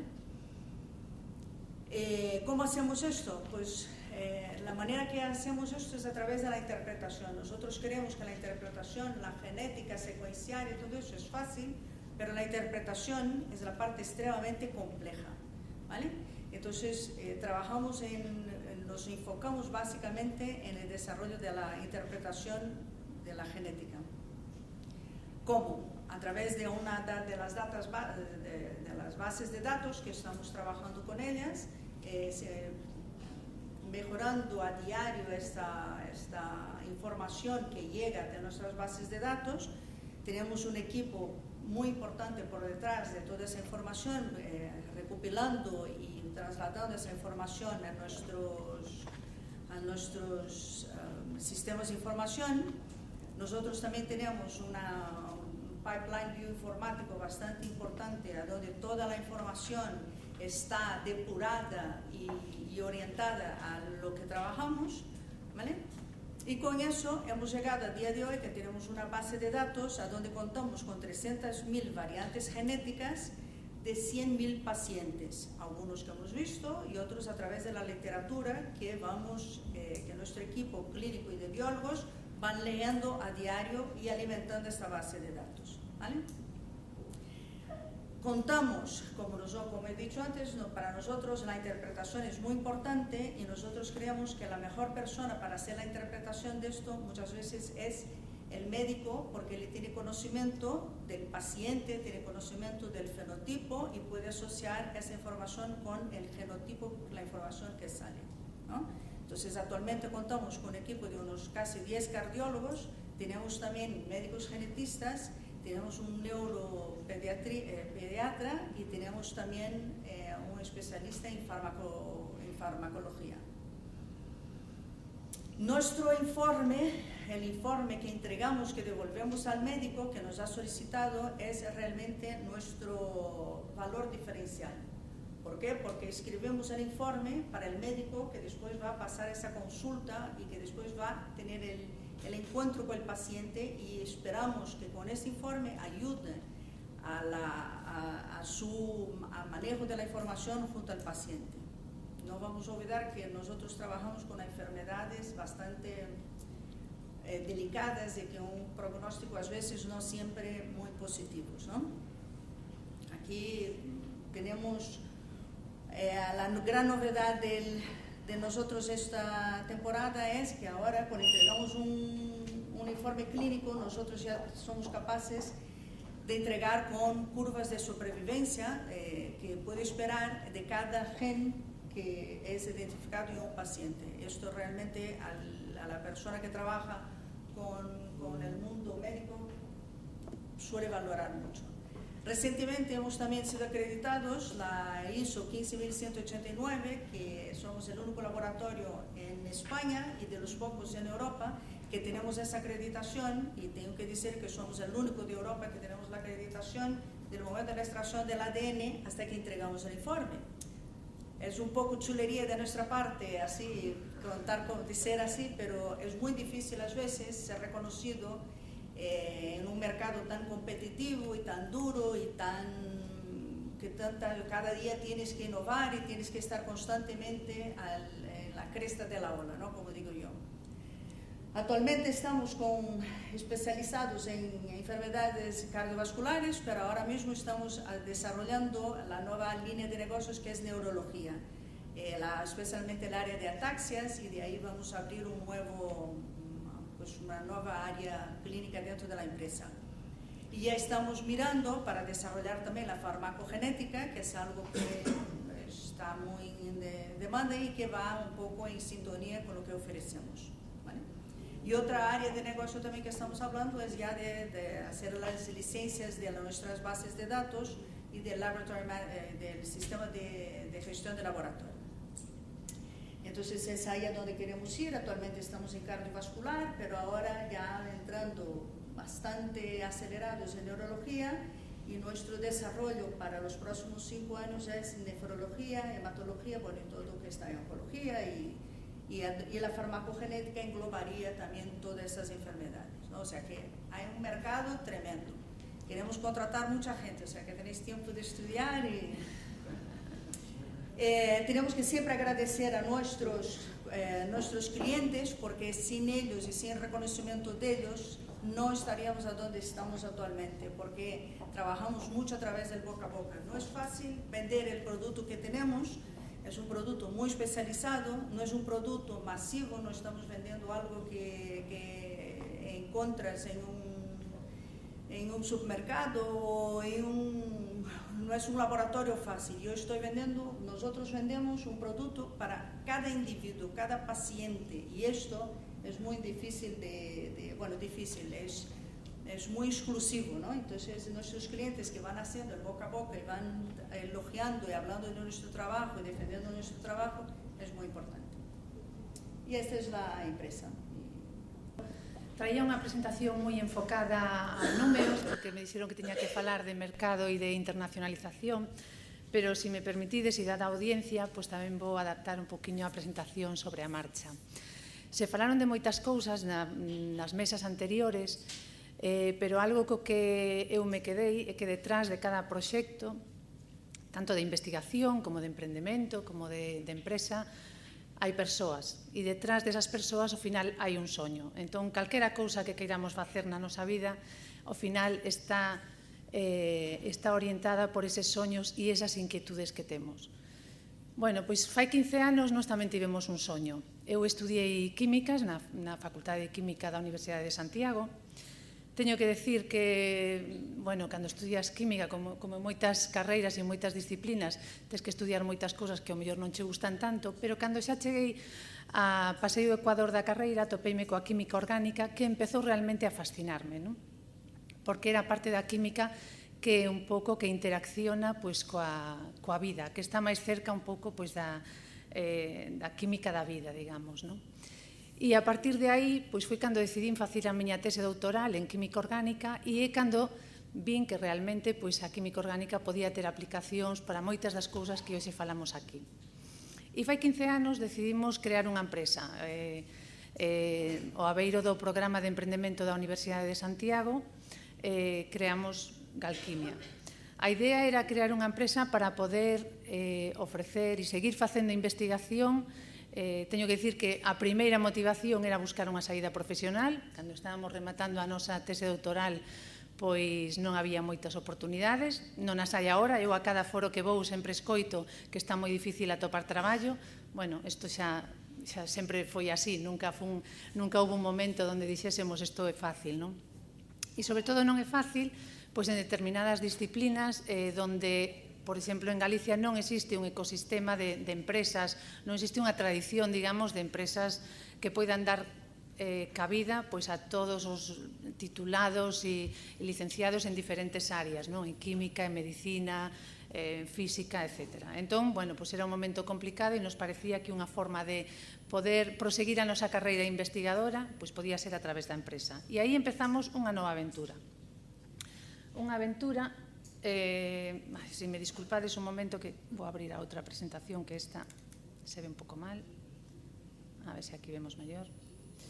Non, se ve igual. Bueno, tens que disculpar que as fontes non son as que inicialmente estaba eu empregando.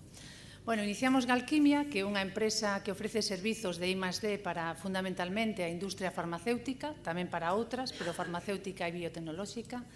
Nos fundamos no ano 2001 como spin-off da Universidade de Santiago de Compostela. Somos unha das primeiras spin-offs, co que iso quere decir.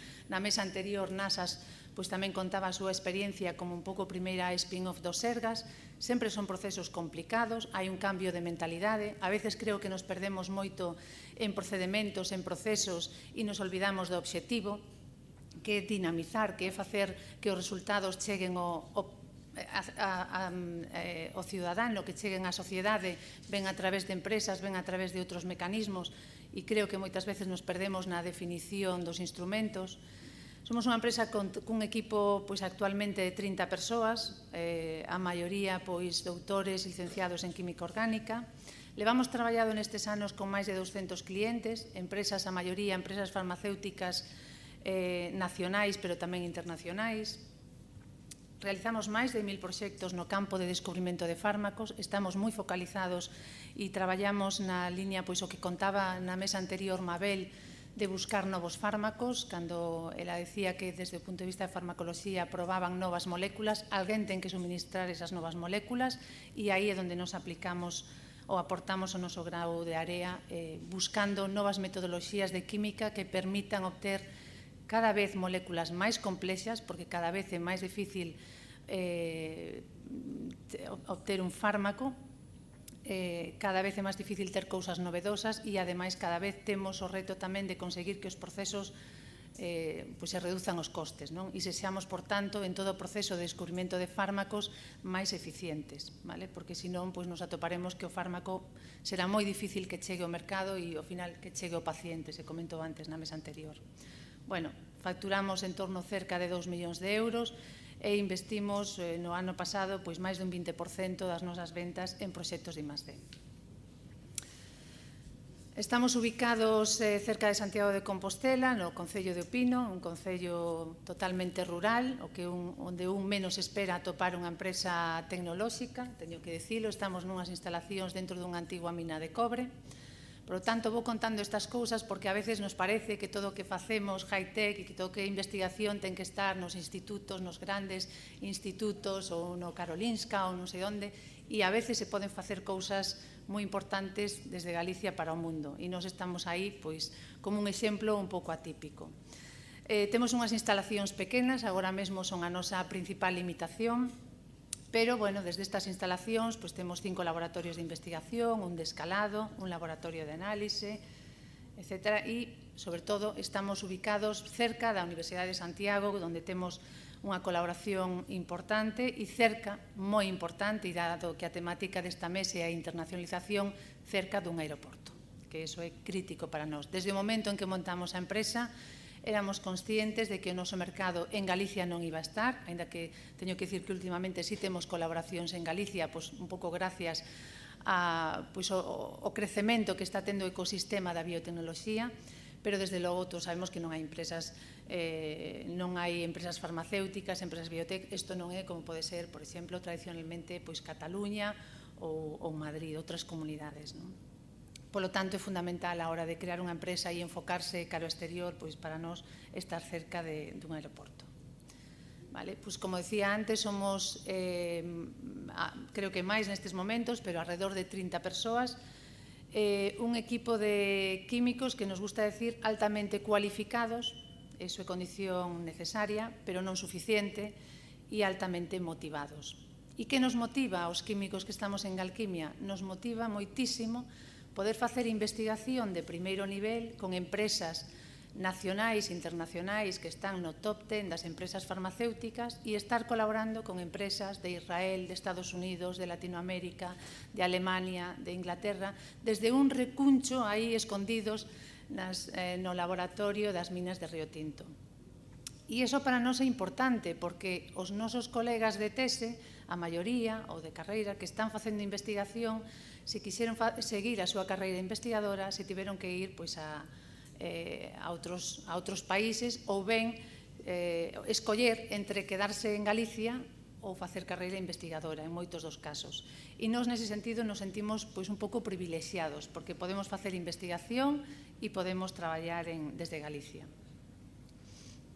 Bueno, non vou entrar un pouco nas liñas de negocio, todo o que facemos está moi orientado á química orgánica, á búsqueda de novas moléculas que sexan patentables, polo tanto, para que sexan patentables teñen que ser novas, non teñen que existir no estado da arte, e en desenvolver metodoloxías de química que permitan obter novas moléculas no menor tempo posible. Diferentes áreas, estamos en un pouco toda a cadea de valor do descubrimento de fármacos, sempre desde o punto de vista de química. Hai como no 2011, para poder completar esa cadea de valor, fixemos unha joint venture cunha empresa internacional que está con sede en Barcelona, que é o Grupo A+, e creamos a marca Galquimia Plus, que nos permite, ademais de traballar nas fases iniciais de investigación, como eles teñen unha planta piloto que lles permite fabricar kilos e toneladas, nos permite a nós, a través desta joint venture con A+, acompañar os nosos clientes desde as etapas iniciais da investigación, como podía estar comentando antes Mabel, onde se necesitan miligramos de produtos, cando xa os produtos chegan a fase 1 e fase 2, onde se necesitan kilos, poder tamén estar aí nesa parte. E iso o facemos gracias un pouco a esta joint venture. Bueno, como chegamos aquí? Como unha empresa que sae da universidade sin tras récords, sin nada, chega un pouco a posicionarse a nivel nacional e internacional. Tamén se comentou previamente, fundamentalmente gracias aos clientes cos que empezamos a traballar e que ademais nun sector no que estamos onde todo é super confidencial, onde a maioría dos clientes ni siquiera permiten que mencionemos o seu nome. Aquí teño unha mostra, somos afortunados de que algúns que son líderes no sector sí nos autorizaron, pero hai outros que tamén o son e que non nos permiten por política de empresa utilizar o seu nome ou o seu logotipo, pero ao final este é un mundo moi pequeno e aínda que traballemos globalmente, detrás de todos os proxectos hai persoas e o importante é demostrar a profesionalidade e a capacidade para abordar proxectos e buscar solucións independentemente de que a empresa sexa unha gran empresa farmacéutica ou sexa unha pequena biotec. A nivel internacional, por exemplo, ano pasado o 25% das nosas ventas foron internacionais. Isto é gracias a un proceso de internacionalización que iniciamos sobre todo aí no 2013 de forma intensiva, 2012-2013, Eso nos levou pois, a dedicar recursos específicos á internacionalización, empezando pois, por unha persoa no departamento comercial que se dedica a estar visitando clientes continuamente, asistindo a feiras, viaxando. Bueno, que por suposto tamén pois, intentar abrir mercado e un pouco a estrategia que nos seguimos para abrirnos mercado a nivel internacional é o que tivemos en España, empezar a traballar con clientes de referencia en cada país e que eles sexan os nosos prescriptores. Contamos tamén, pois gracias, se mencionou antes tamén unha das aceleradoras de GAIN, que foi o programa Agrobiotec, fomos unha das empresas que participou. Gracias a ese programa que enfocamos a internacionalización, pois pudemos desenvolver unha ferramenta moi novedosa no noso sector, que noutros está moi estandarizada, pero que é ter unha cesta da compra online na nosa página web para a compra de determinados produtos químicos. Temos un catálogo de produtos de referencia que non teñen exclusividade, que non están protegidos por ningunha patente, pero que hai demanda no mercado, e o que fixemos pois facilitar, digamos, aos clientes, os que demandan ese tipo de produtos, pois unha forma moi fácil de buscarnos, porque non nos olvidemos que ao final é moi bonito decir que vendemos a nivel internacional, pero é moi difícil desde Galicia, desde Finisterre, é moi difícil chegar ao mercado internacional. Todas as ferramentas que se poden utilizar, e nun sector como o noso, onde as redes sociais son importantes, pero hai que seleccionar ben, porque ao final a maior parte das cousas que facemos, xa o dixen, pois están protegidas, son acordos de confidencialidade, non podes explicar, pois temos experiencia nestas moléculas, prácticamente non podes ensinar nada do traballo que faz, e hai que buscar e ser creativos a hora de dar visibilidade nas redes e na página web. Outra vía importante para a internacionalización pois son, por suposto, os proxectos de I+D. Aquí só menciono os dous que temos agora activos a nivel internacional. Estamos nun proxecto H2020 de nanomedicina con empresas do País Vasco, de Cataluña, de Inglaterra, de Polonia, e tamén nun proxecto HopDraws, que é de intercambio de coñecemento entre universidades e empresas. Son dos proxectos moi interesantes nos que xa levamos traballando, estamos máis ou menos no Ecuador, son proxectos de 4 anos, e que nos permiten dar esa visibilidade tamén a nivel internacional, conseguir contactos, e unha cousa importante que tamén se mencionaba antes é o de traballar nun mundo que agora está moi de moda, o de Open Innovation, que é de participar tamén da propiedade intelectual dos resultados que se levan a cabo nos proxectos. Non o puxen nesta diapositiva porque eu viña moi enfocada ao mercado internacional, pero creo que tamén é importante resaltar que unha empresa como a nosa, que empezou traballando a nivel nacional e que en Galicia nunca empezamos tendo proxectos a nivel nacional e internacional, 15 anos despois de crear a empresa, por fin temos proxectos a nivel regional. E iso para nós é moi importante, porque é un síntoma, creemos, de que na comunidade está xenerando un ecosistema moi interesante. Imos polo terceiro proxecto a nivel regional con empresas do noso sector. Nestes momentos, un dos proxectos máis importantes que temos é o Neogal Pharma, un proxecto de descubrimento de fármacos para o cáncer, donde xuntamos, digamos, ou nos alineamos neste caso con outras empresas como Oncostelae, outra spin-off da Universidade de Santiago, como NanoGap e como MSLab, para buscar entre todas estrategias que nos permitan atopar un produto ou un mecanismo que nos permita ter un produto contra o cáncer. Por suposto, isto non sería posible hai 15 anos, onde as empresas estábamos todas en fases, algunhas ni siquiera existían e outras estábamos en fases moi iniciais.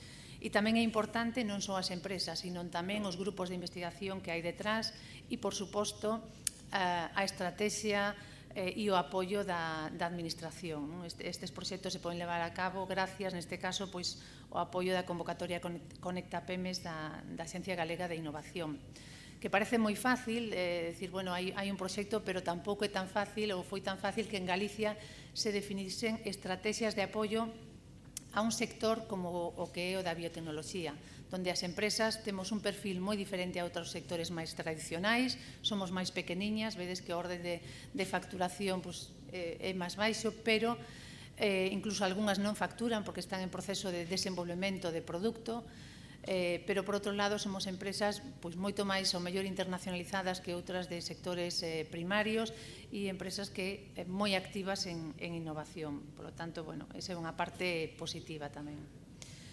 E creo que nada máis, decir que quixera lanzar unha mensaxe para a audiencia máis xove que está aquí, que son os protagonistas desta mañá, que ao final, bueno, como empecé falando, detrás de calquera proxecto están as ilusións que teña un e o que un se queira plantear, seguro que si persiste, porque detrás de todo está a perseverancia, a pesar dos problemas, que hai moitos ao longo do camiño, pois as cousas se poden conseguir. E nada máis. Moitas gracias.